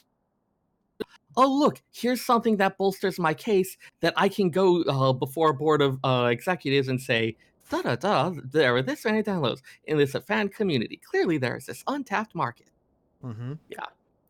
Hey guys, this third-party sales, that's money we could have made. Would you like to do something so that we can make money next time? Right. I actually like to compare it to the Scanlation community, where you have this kind of unofficial, again, kind of gray area thing that technically is violating stuff, but at the same time, it's an important part of the ecosystem. So as long as it's not doing anything bad, they'll tend to let a lot of the stuff slide and can mine it for, hey, this is where interest is. This is how stuff is going. The problem is they also, from the Japan side of it, a friend of mine works as a translator. He goes, they look at it and say, oh, but there's already people, stealing it. So why would we try to sell it when we already know that you guys are just going to keep stealing it? So it's just going to cost us money. So there's stuff that will never come to the US because there's such a huge fan base in the Scanlation community. Yeah. It's a very tough line to not cross. I know with scanlations, there's often a lot of like informal things about, for instance, if an official release is secured, they'll pull down their stuff, but those are not always universally followed. So Not it's a at bit all. hit or miss. Now that's just 3 games out of all the Final Fantasies out there that have different mods available. Now this is something that we can definitely revisit at a later time. So let us know what you thought of this, because I think, visiting this type of creativity within Final Fantasy is really interesting, and I hope you guys are enjoying it as well. So, Seyrr, Taliz, what do you guys think of all this? I mean, I'm the one who suggested the topic, so I think it's reasonable to guess how I feel about it. Yeah. I think it's really fascinating. As you know, as a librarian, as a big proponent of intellectual freedom, as someone who thinks that needs to be greatly shortened, I like stuff where you get to take an idea that's kind of become this big cult, or a work that's become this big cultural thing, and start opening it up to other people to start having other ideas work on it. That's something that I'm always really excited to see. I think getting those fresh allows for a lot of stuff, a lot more interesting development. So this is something I really like to see. Okay, and I know, Taliz, you have always been a huge supporter of speed runs and modded communities and things like that. So Speedruns and randomizers, I'm super fine with, because like speedruns, you're not changing the game. Like, how fast can you beat Chrono Trigger? Just under 6 hours. Okay, that's really cool. How the hell did you do that? It's really cool to watch that kind of stuff and see that different way of exploring it. Speedruns take advantage of other things that were found when people have been looking into the code of games, though. For crazy amounts of time. If you look at things like randomize, or things like TaskBot, where they go, I can put 1 input per frame, and then they just electronically do it. It's a different style of speedrunning where it takes 1 hour and 15 minutes to beat Final Fantasy 1 with a single white mage. It's awesome. You should all watch it. It's great. But if you wanted to actually do that route by hand as a human being, you can. It takes about 9 hours, but it's doable as a human being. TaskBot just takes advantage of being able to put in 1 per frame. Randomizers, They can hit buttons way faster than we can. It's pretty fun to watch. Randomizers will take the game and change it in a way that doesn't remove or add anything. It just shuffles everything. It's when we start taking games apart and we start changing them, that's where the legal side of me that's worked on taking down manga websites, it's where the part of me that's worked on turning people in for making illegal ROMs of Nintendo games, that's the part of my brain that turns on there. So for some mods, if the game's 30 years old, there's no legal way to get it. I'm not happy about it, but sure, whatever. If you can go to the PlayStation Store and buy this game for $10, and you're going to spend 4 hours modding the crap out of it to make your own version out of an old disc that you found, dude, come on. It's $10. I'll give you $10. It's not that bad. But see, I think this is where we might start having some arguments, because I'm not sure how I feel about a company being able to just be like having the equivalent of that terrible Fantastic Four movie that they did several years ago, where it's like, okay, we'll just make another one so we can keep control over it. We don't even know if we want to do anything, but we want to keep our hold. Oh, God. Tatsunoko versus Capcom. Capcom versus everything. Like, that's all those games were, was renewal of licensure. Yeah. And they did it all the time. So there's some stuff like that that you just roll your eyes at. But there's... this is the bit where you and I can start having arguments. Well, when I look at friends that are like, oh, so why did you go back into insurance sales? And they go, oh, because my comic got stolen by a Scanlation site, and instead of making all of the money I was supposed to, I got kicked out by my publisher. Oof. And I go, okay. And then people go, Scanlation sites are cool. And I'm like, no, they are not. because I can point to people that have actively had their lives destroyed by them. So not a huge fan. Also, one manga, Rest in Hell. You're welcome. Woo! That was partially my fault. No worries. I think Manga Stream just went down. I don't even know the story behind that one. I don't even bother anymore. I got out of it because it's such a pain in the ass. All right. But it's over.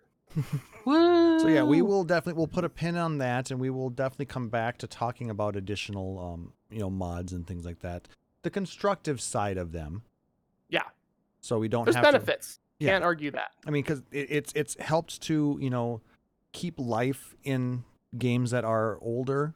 And it's also helps to bring in new interest from the community. So Truth. a lot of good stuff has come out of it, but it is a very controversial topic to a lot of people.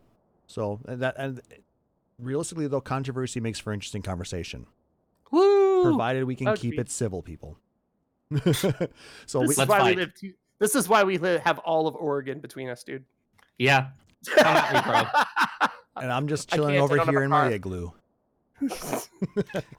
All right. Come so at me so we can team up and beat up on Klauss. Oh, I'm in. Let's go. you have to Woo! get through the snow first. I don't have a car. It's like invading Russia in the winter, right? What can go wrong? Bad One plans. All right. eternity later. Okay, that was legitimate use of that. Well done. All right. Trains exist, says Pyrocat. Ooh. Do I get to sing Selfie's train song? No. Oh my god, I'm gonna sing Selfie's train song. God damn it.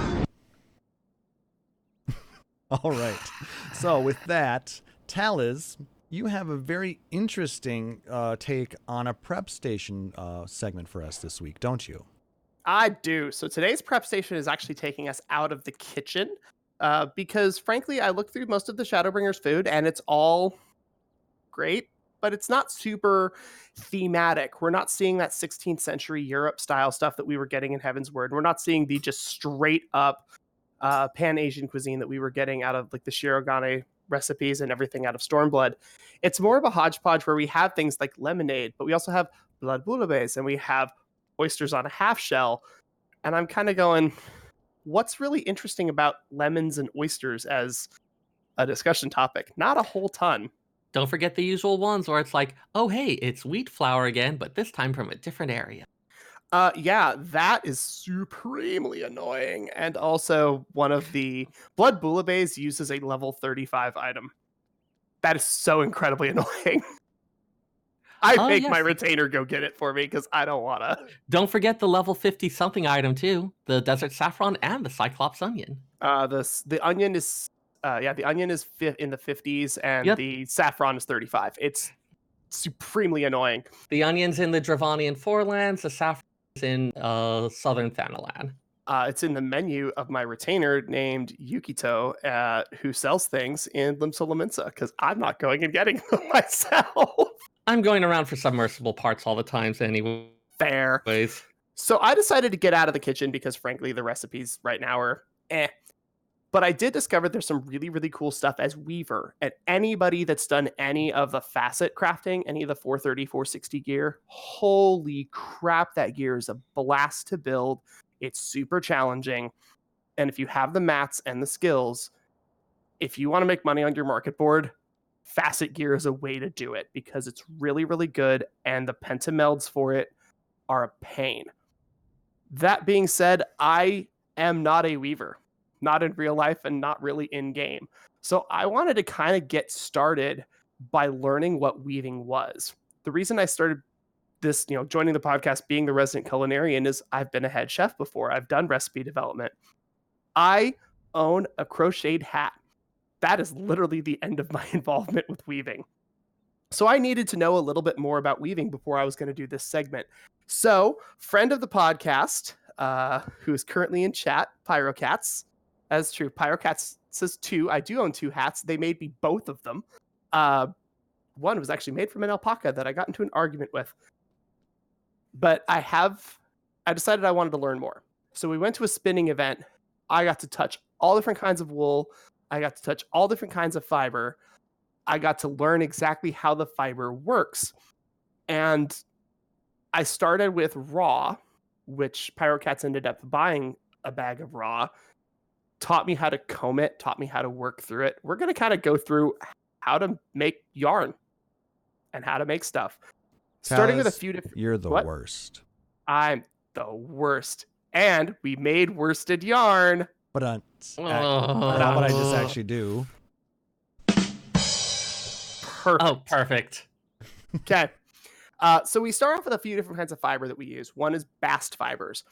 They're fibers that run up the stems of certain types of plants. Commonly used are hemp, things like nettle, things like flax. The bast fibers tend to naturally grow counterclockwise. More on that in a second. They can I all... just want to throw in Final Fantasy 11 players.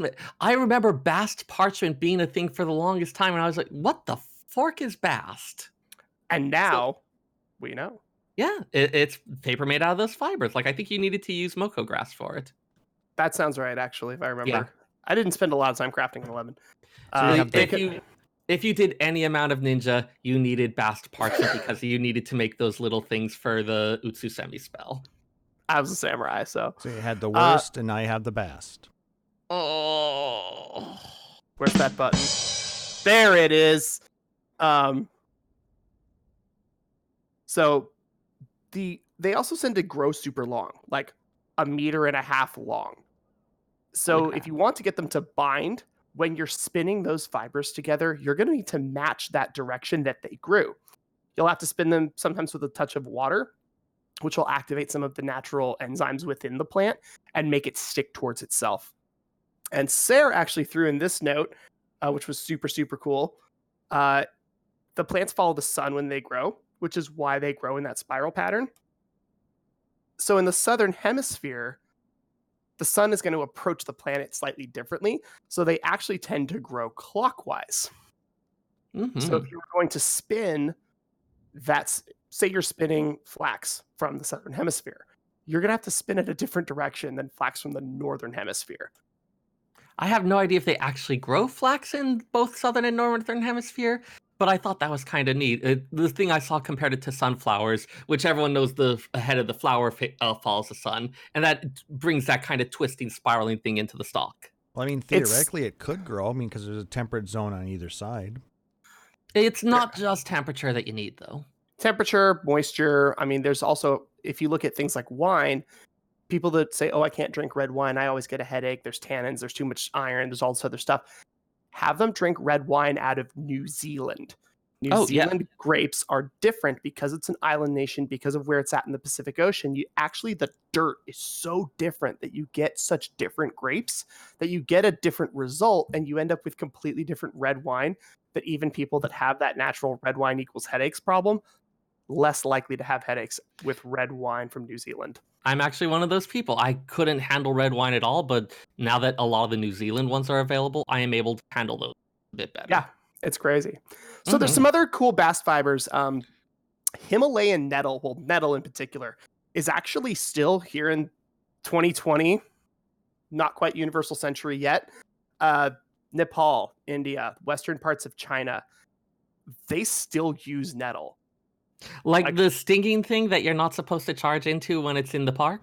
I mean, kind of. But Related to Himalayan that. nettle specifically. We also have countries like Thailand and the Philippines that are a lot more peninsula and island based. They're going to be using lotus stem fiber because that's what's available. Yeah, and lotus just grows crazy over there. Just so much moisture available. It's one of those weird things where we think about, we have an international way to ship things. Like my car is from Saitama and my fish is from Ontario and I live in Western Washington. Like, who cares? I can get stuff from wherever. But realistically, when we go back hundreds and thousands of years, we worked with what we had. So when you get to certain local areas, we all were spinning whatever was available, whatever fiber, whatever animal or plant it came from. And everybody figured out spinning. And Everybody figured out spinning. It's really, really cool. It sounds like if you've got like a plant with a long stalk, some of them are going to have that fibrous stuff. And so you've got, okay, here you've got some long fibers. You've got like these natural strings. And if you're twiddling them in your hands, like you could get a super crude form of spinning out of that. Like just twiddling shit, you could probably like making like a stronger string rope thing. Pyrocats in the chat just mentioned same thing happens with the woolen for producing animals. Same breeds in USA or Europe is going to be different from New Zealand because soil content and water. It's all nettle is also edible in the spring. Neat. So animal fibers, or actually no, seed fibers is the next step off of bast fiber. Seed fibers, most common, cotton. Chances are almost everybody listening is wearing some form of cotton at this point. They're really short. They're like 2 centimeters up to 5 centimeters. They are an absolute pain to spin. And of course, I decided to do it the hard way. I've been spinning for all of like 20 minutes. And Pyrocats is like, here, spin this cotton. And about 3 minutes later, I had about 1.5 centimeters. And I was like, cool. And then just could not get any more to spin at all. I could not get it to stick. I was like, this is hell. She goes, yeah, I didn't start on this for 8 months. I was like, oh God. So like, we were like, all right, we're done with cotton. That's fine. The thing that I actually ended up playing with the most was an animal fiber. I got wool. I believe it was from a sheep. I'm going to let her correct me in the chat. Animal fibers are wool and hair from sheep, goats, camels, alpacas, llamas, rabbits, yaks, cats, dogs, whatever. The length of the fiber is going to be based on the animal and the type. Sometimes you get it as short as like 7 centimeters, or give or take a little bit, up to like 20 centimeters, which is really, really big to try to spin. But you have so much horizontal surface tension when you're spinning, it's going to stick. Sheep used to shed a lot more, but because selective breeding is a thing, we created sheep that now need to be sheared. So once that happens, the wool will need to be cleaned and picked or loosened to try to remove as much of the dirt and plant matter as we possibly can. Part of the process of cleaning that fiber is removing some or all of the lanolin. Lanolin is a natural oil that protects and waterproofs that sheep. So there's actually some recipes in the Ishgardian special books and level 3 and 4, I believe it is, that actually adds oil to the fiber when you're building the gear so that you can re-waterproof that gear and keep it strong again. I also want to throw in that lanolin itself is an alchemy recipe that uses water shards and a caracool skin. So you're presumably like extracting the naturally occurring lanolin in that sheepskin. I believe it gets used for in making some wooden shields. I would guess as like kind of a waterproof protective coating on the shield. I think it's used to make felt too, isn't it? Let me check that. Some is. So, yeah, wool definitely felts, which is all the little bits that kind of gather off of it. But it does grab onto itself really, really well. The oldest manner of aligning the fibers is called combing. It aligns the fibers all in the same direction, removes all that plant matter, but it's extremely labor intensive and really, really hard. So you'll have to put in a lot of physical effort to actually get that stuff to line up. I'll post a picture in the Discord of Pyrocat's combs. They're rad. Combing would actually lead to a roving. It's, let's see, shorter fibers. No, sorry, I skipped a sentence. That makes more sense. Shorter fibers doesn't work with combs. Combs are really, really long. A shorter fiber is going to use carding. It's similar, but it uses a flat surface with many smaller teeth.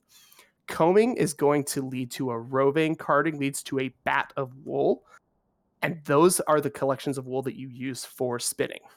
That's the one, the carding, that's the one where you have like those with the little spiky comb-like teeth on them and you're like pulling them together, right?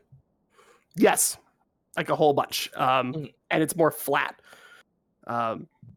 Fibers are usually, bats get rolled into a roll lag sometimes. And by doing so, you actually end up with the fibers sideways to the yarn you're spinning. And you end up creating a different texture of yarn, which can create a different texture of garment for a different purpose. Some garments are better as undergarments, overgarments, pants, jackets, whatever. So what does this mean for all of our disciples of the land? In addition to the leather and ingots that we're seeing in recipes that we create gear with, those things that are going to include shoulder pads, buckles, straps, belts, all that kind of nonsense. We're going to see things like diorite sinew. We see things like beeswax, a couple different oils, and a lot of different additives, especially in the higher stuff, the alkahests and whatnot, that get added into that fabric to give it a specific purpose. Outside of game, those additives would be for things like waterproofing and heat retention, or lack of chafing, or something that could go over or under metal safely. But in game, we see it for things like ethereal control, where this is the alkahest of mind. This is the one that goes into healer gear. This is the alkahest of intelligence. This is the one that goes into caster gear.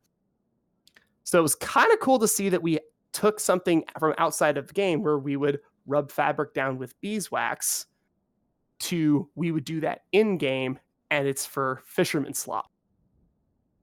Yeah. So we You get don't to want see. you don't want your pants to be like letting all the water through when you're wading in a stream. If you ask any motorcyclist, it's like, well, how do you ride in the rain? It's like, with a helmet. Like they look at you like you're insane. If you get cold or wet, it means you have bad gear. And that's just for motorcyclists in now. You look back into whatever era, the 7th astral era that we're in, we're still going to have to stay warm on this stream. And if you get these streams and lakes out in like Norvrant, that's not all going to be super warm all the time.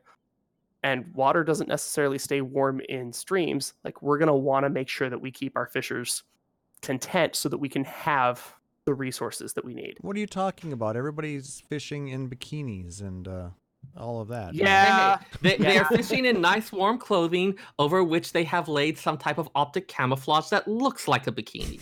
Because this is a little bit of a weird world. Thank you, Librarian. I appreciate that. So, Best speaking use of optic camouflage ever. Yeah. So speaking of the worsted yarn actually shows up in the level 66 crafts. It's made with Helgai mane and Manzar Seyrr hair. So it's got 2 different types of raw that's going into it to create that worsted yarn.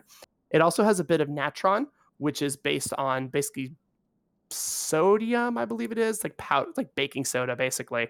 Yeah. It's leavening and for making. Yeah. So it has a bit of natron. It gets used to make the step surge set, which finds its way through the eye level 260-ish Seyrr armors, specifically for a lot of the casters, some of the bard and archer gear, a little bit of ninja, but not a ton. Mostly it's everything casty based. That sweater that's very popular as a glamour, I think, is also made using step surge. It is. It is also made using step surge. Like it's a level 65 craft, I believe. Like the adventurer sweater and that one? Yep. Mm-hmm. The one that came out right during the that weird anime girl sweater craze a couple years ago. When they had when everybody wants their pumpkin spice lattes. Gross. Hey, be nice. But yeah, the winter sweater uses step surge and worsted yarn. And then for the adventuring sweater, which has that neat little scarf and ornament, it adds a palladium nugget and some holy linen. So when we're going to make weaves of like different styles of fabric, different regions are going to use different styles. Most important to most of these cultures was minimizing waste, largely because making fabric, I spent 2-ish hours. True, I was a novice, right? But I was guided. I had already sheared, already cleaned, already packaged raw wool. I got combs that Pyro just had. I worked through combing it. I did 2 or 3 passes through it. And then I spun it on a drop spindle. And then I had yarn. And then Pyrocats, I believe, crocheted that yarn with more yarn that they had already made to make me a charm. We're talking from once we bought the bag to here is the charm, a solid 4.5 hours of work for something that's 1.5 inches tall. Now cover your entire body in that. Now cover your entire town's body in that. The person that's doing the shearing is different than the person doing the washing, is different than the person doing the combing, is different than the person doing the spinning, because these are all extremely labor intensive. So making fabric took a ton of work.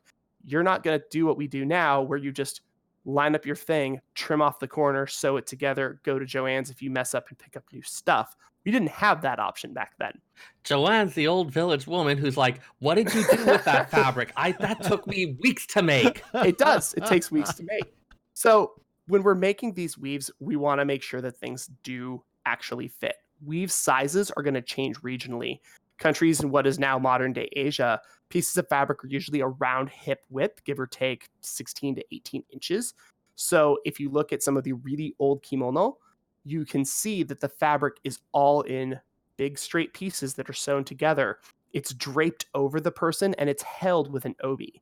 If you look into Korean hanbok, the formal dress attire for special events, it's also made with really simple lines, but because it's a country with no natural resources, everything they make has to be brought in, which means everything that they send out has to be extremely good. So they're going to have a little bit more work on the shoulders and body work, so that it does look a little bit more clean, but they're going to use those smaller pieces. Also, for things like Korean hanbok, they're a bit more form-fitting, but they're also made once and passed down for generations. Same with kimono. Kimono have the added benefit of that you can go from person to person and just make it fit via an obi. But for something that's more fitted, that's a lot harder to do. Yeah. Western fabrics are wider. Depending on the culture that they're from, you can see stuff in shoulder width or even wider to be solid pieces. So you kind of get this little potato sack style clothing for a lot of stuff. And those corners have to go somewhere. But they have to make their patterns based on what they need at the time, what they have available. If you need a shirt and we have 2 square pieces of fabric, guess what? You get a head hole and 2 armholes, and that's it, because that's what we have right now, and we'll deal with the rest later. But as our technology developed, not necessarily our iPads and Androids, but the technology of if we heat the metal combs, they do this differently. If we turn this rollag sideways, we get a different fabric. If we have 2 different types of yarn or thread, and we do one horizontally and one vertically to make this sheet, so we get the benefits of both wool and cotton simultaneously, which is where we get a lot of our mixed fabrics from. We got that technology, and that allowed us to grow and make even better stuff. Or even something where I was just remembering in FF11, a lot of the specialty fabrics that you could get, like the special jostle, it would be described as something out of this material that you might already have, but woven in this really complicated way. Using a different weave, you get like a different texture, a different feel, or a different stretchiness or things like that. I have 2 different hats. They're both made with wool. They're both made with different kinds of wool. They were both made with different patterns and different styles and slightly different tightnesses. I'm only bringing one with me, and I asked which one should I bring. I was told, well, this one's going to be warmer. This one's going to be easier to wash. Yeah. And it's like, well, I'm only bringing one, so I have to make a choice here. And they're both wool, but they are very different hats. Agreed. Cashmere also comes to mind. I know that's a thing that you can actually get in game, the cashmere fleece. Yes, and that's a very specific type of animal hair, I want to say. Mm-hmm. It's all comes down to the breed. And you can have sheep or alpaca that are specifically bred to be used for this purpose. And similar to how chickens are bred to be egg layers, well, once they stop laying eggs, they become dinner. But you have a sheep that is designed to make this fiber that you can spin. If the fiber isn't coming out well, or the sheep isn't doing well, the sheep becomes dinner. Pyrocats is saying in the chat that cashmere is specifically a goat breed. Yep. Neat. It is. Pyrocats, I actually asked them to be in the chat today because I knew that they would be able to fact check me on the fly. This is really fascinating stuff. I have a friend who does needle felting, but that's about all I knew. My sister actually needle felted me gifts for Christmas because she knew that I don't really need a lot of stuff and I'm traveling, so everything's going into storage. She actually adopted a bird for me. And then as a token, she actually made 2 needle felts of that specific bird and gave it to me. Oh, and those will be nice and portable. And they are. I'm taking one of them with me. She adopted a booby. And she gave me 2 of them, and one of them is a little bit smaller. The right one or the left one? Yeah, it doesn't matter. It's the blue-footed one, actually, which is even better. Yeah, so I have a red-footed booby and a blue-footed booby, and one of them is a little bit smaller because one booby is always smaller than the other. That's what she said. Exactly. All right, mic drop. I am out of the prep station. We are mature adults. Exactly. No, that was good stuff. I mean, you're no longer just a resident culinarian. You're becoming an omnicrafter. I don't like it either. I don't know what to do. I have no car, which means I have no job, and I had 6 weeks to kill. So I have the crafting mentor crown. No, I am think it's told cool. that the Japanese language is surprisingly rich in metallurgy terms, in part because they had to develop a fuck ton of techniques to deal with their surprisingly crap iron ore. So 2 weeks from now, we're talking about metal crafting. Is that what we're with? Woots. Woots. I'm hilarious.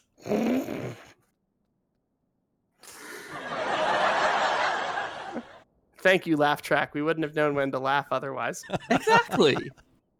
Or it was either that or Laugh track. Anyway, I actually just found out that I'm being kicked out of the place that I'm currently sitting, so I need to go. So I'm gonna do my shout outs real Absolutely. fast. Shout outs to Pyrocats1 for being super, super helpful tonight, and for helping me write all these notes, and for taking me spinning, and for also making me a very, very cool little charm. Aww. The charm on the front is the efforts of her making yarn. The charm on the back is the efforts of me making yarn, and she sewed in the kanji for luck.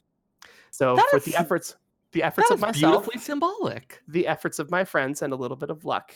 So she is an absolute sweetheart. I adore her to pieces.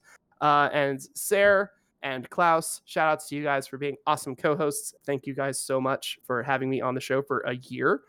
And shout outs to everybody in chat for the last year who has been super supportive and helpful. This is actually something I needed to throw down really quick. 2 weeks from now, the 25th is our next show. That's my going away party. So I'm going to have somewhere between 0 and 40 people at my house. I have no idea if I'm going to be on that show. I'm going to try, but I have no... And that's absolutely fine, you know. So, that being said, 2 weeks later, I'll be in Nagasaki. I don't know what I'm doing on Sunday mornings in Japan, or if I'll have Wi-Fi or a place to chat with everybody. So it might be a while before you guys hear from me, but I'm still around. I still very much care about you guys a lot. So thank you guys so much for having me. And I will be back once I have a little bit more stability on the other side of the Pacific Ocean. This is not the end of Taliz. This is just him saying, we'll see you. This is a tribute. I'll be great. I'll be fine. And demonetized. Boom. I have no idea where anything's going to be. But then again, 3 weeks ago, I still owned an MR2. And now I'm moving to Japan, and I own like 6 shirts. Yep. And if we don't get a chance to tell you this till later, we wish you luck. Thank you, man. A safe trip. And thank you. We will definitely talk with you soon. Absolutely. So I'm heading out. Have an awesome night, everybody. Thank you so much. How can people catch you on Twitter, real quick? You can find me on Twitter at TalizMarvelous. It's TALIZ Marvelous. I post a lot of I don't post a lot of pictures of my car. You used to post a lot of pictures of your car. I do. I sometimes post pictures of food. He posted some pictures of him spinning. I did. There's a picture of me spinning that Pyrocats took. It's on her couch. And he'll soon post some pictures in Japan. Taliz, take care, my friend. That's true. Have a good night, guys. Good night. Good night.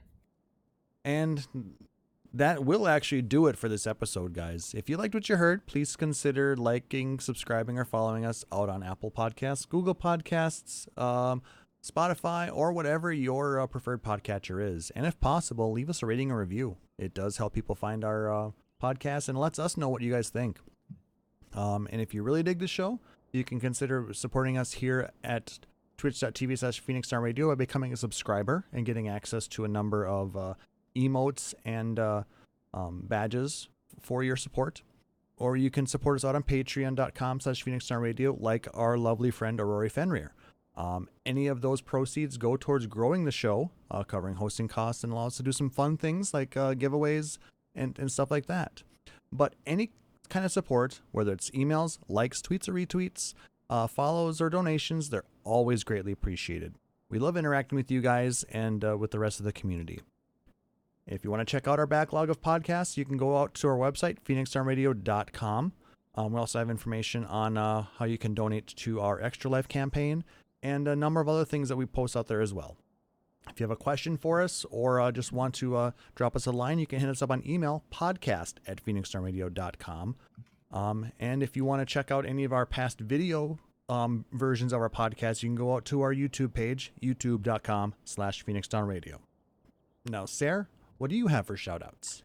Oh, not a whole lot this week. What with the whole like just being kind of quiet, cleaning insular. But shout outs to I think the big one lately was the cooking channel. So Shintir from Maelstrom Radio, Anonymous from Anonymous, Lore and Whatnots.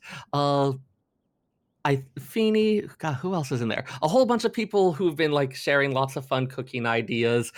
Moose finally made that Hasselback potato gratin recipe he was talking about. He just posted pictures of it, and it looks really, really good. Nice. That's the one where you spin the potato to make it cut it spiral-like, and then you kind of, or no, is that Hasselback is where you kind of like cut or you cut slits like yeah, almost all the way through it, and you kind of fan it.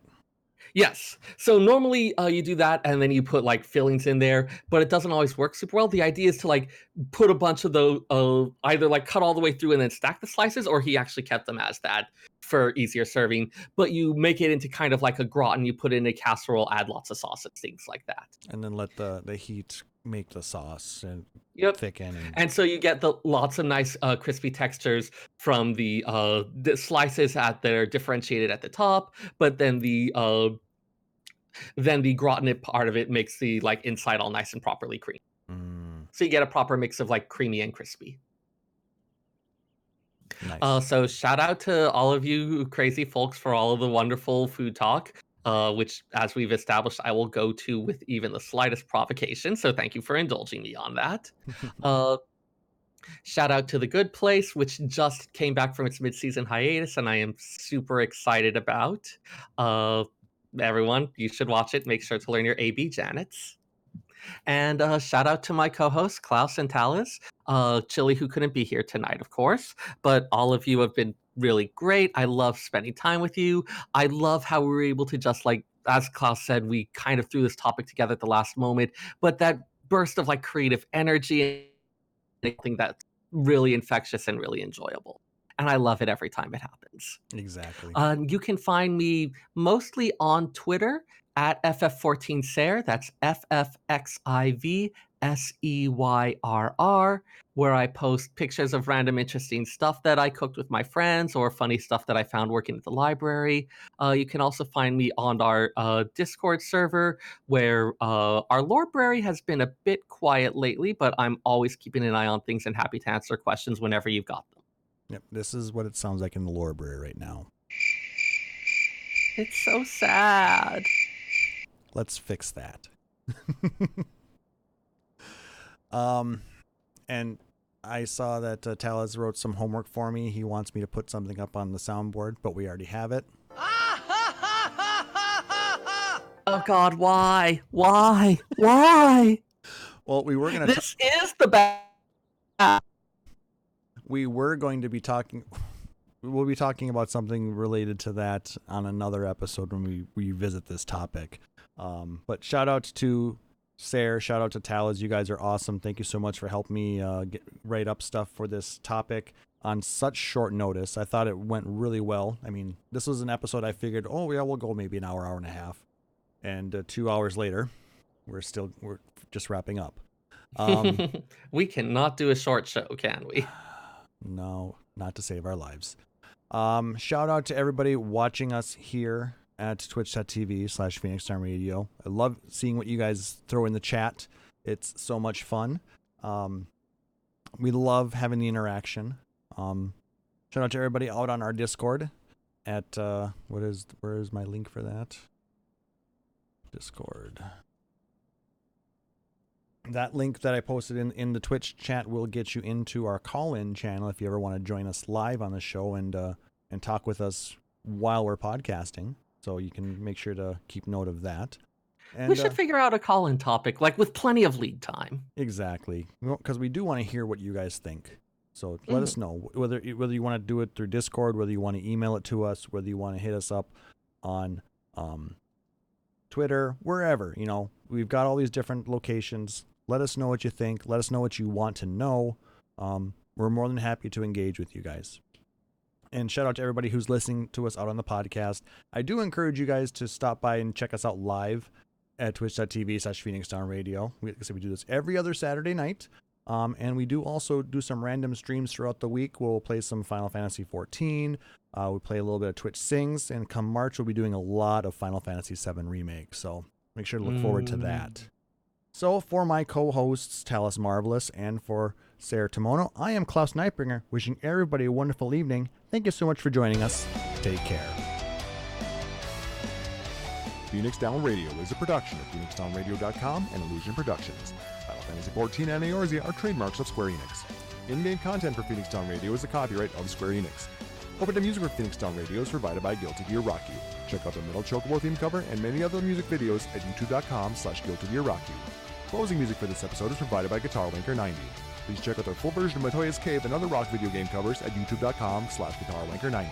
The views and opinions expressed in this episode are those of Phoenix Down Radio and its hosts and do not reflect the views of Square Enix.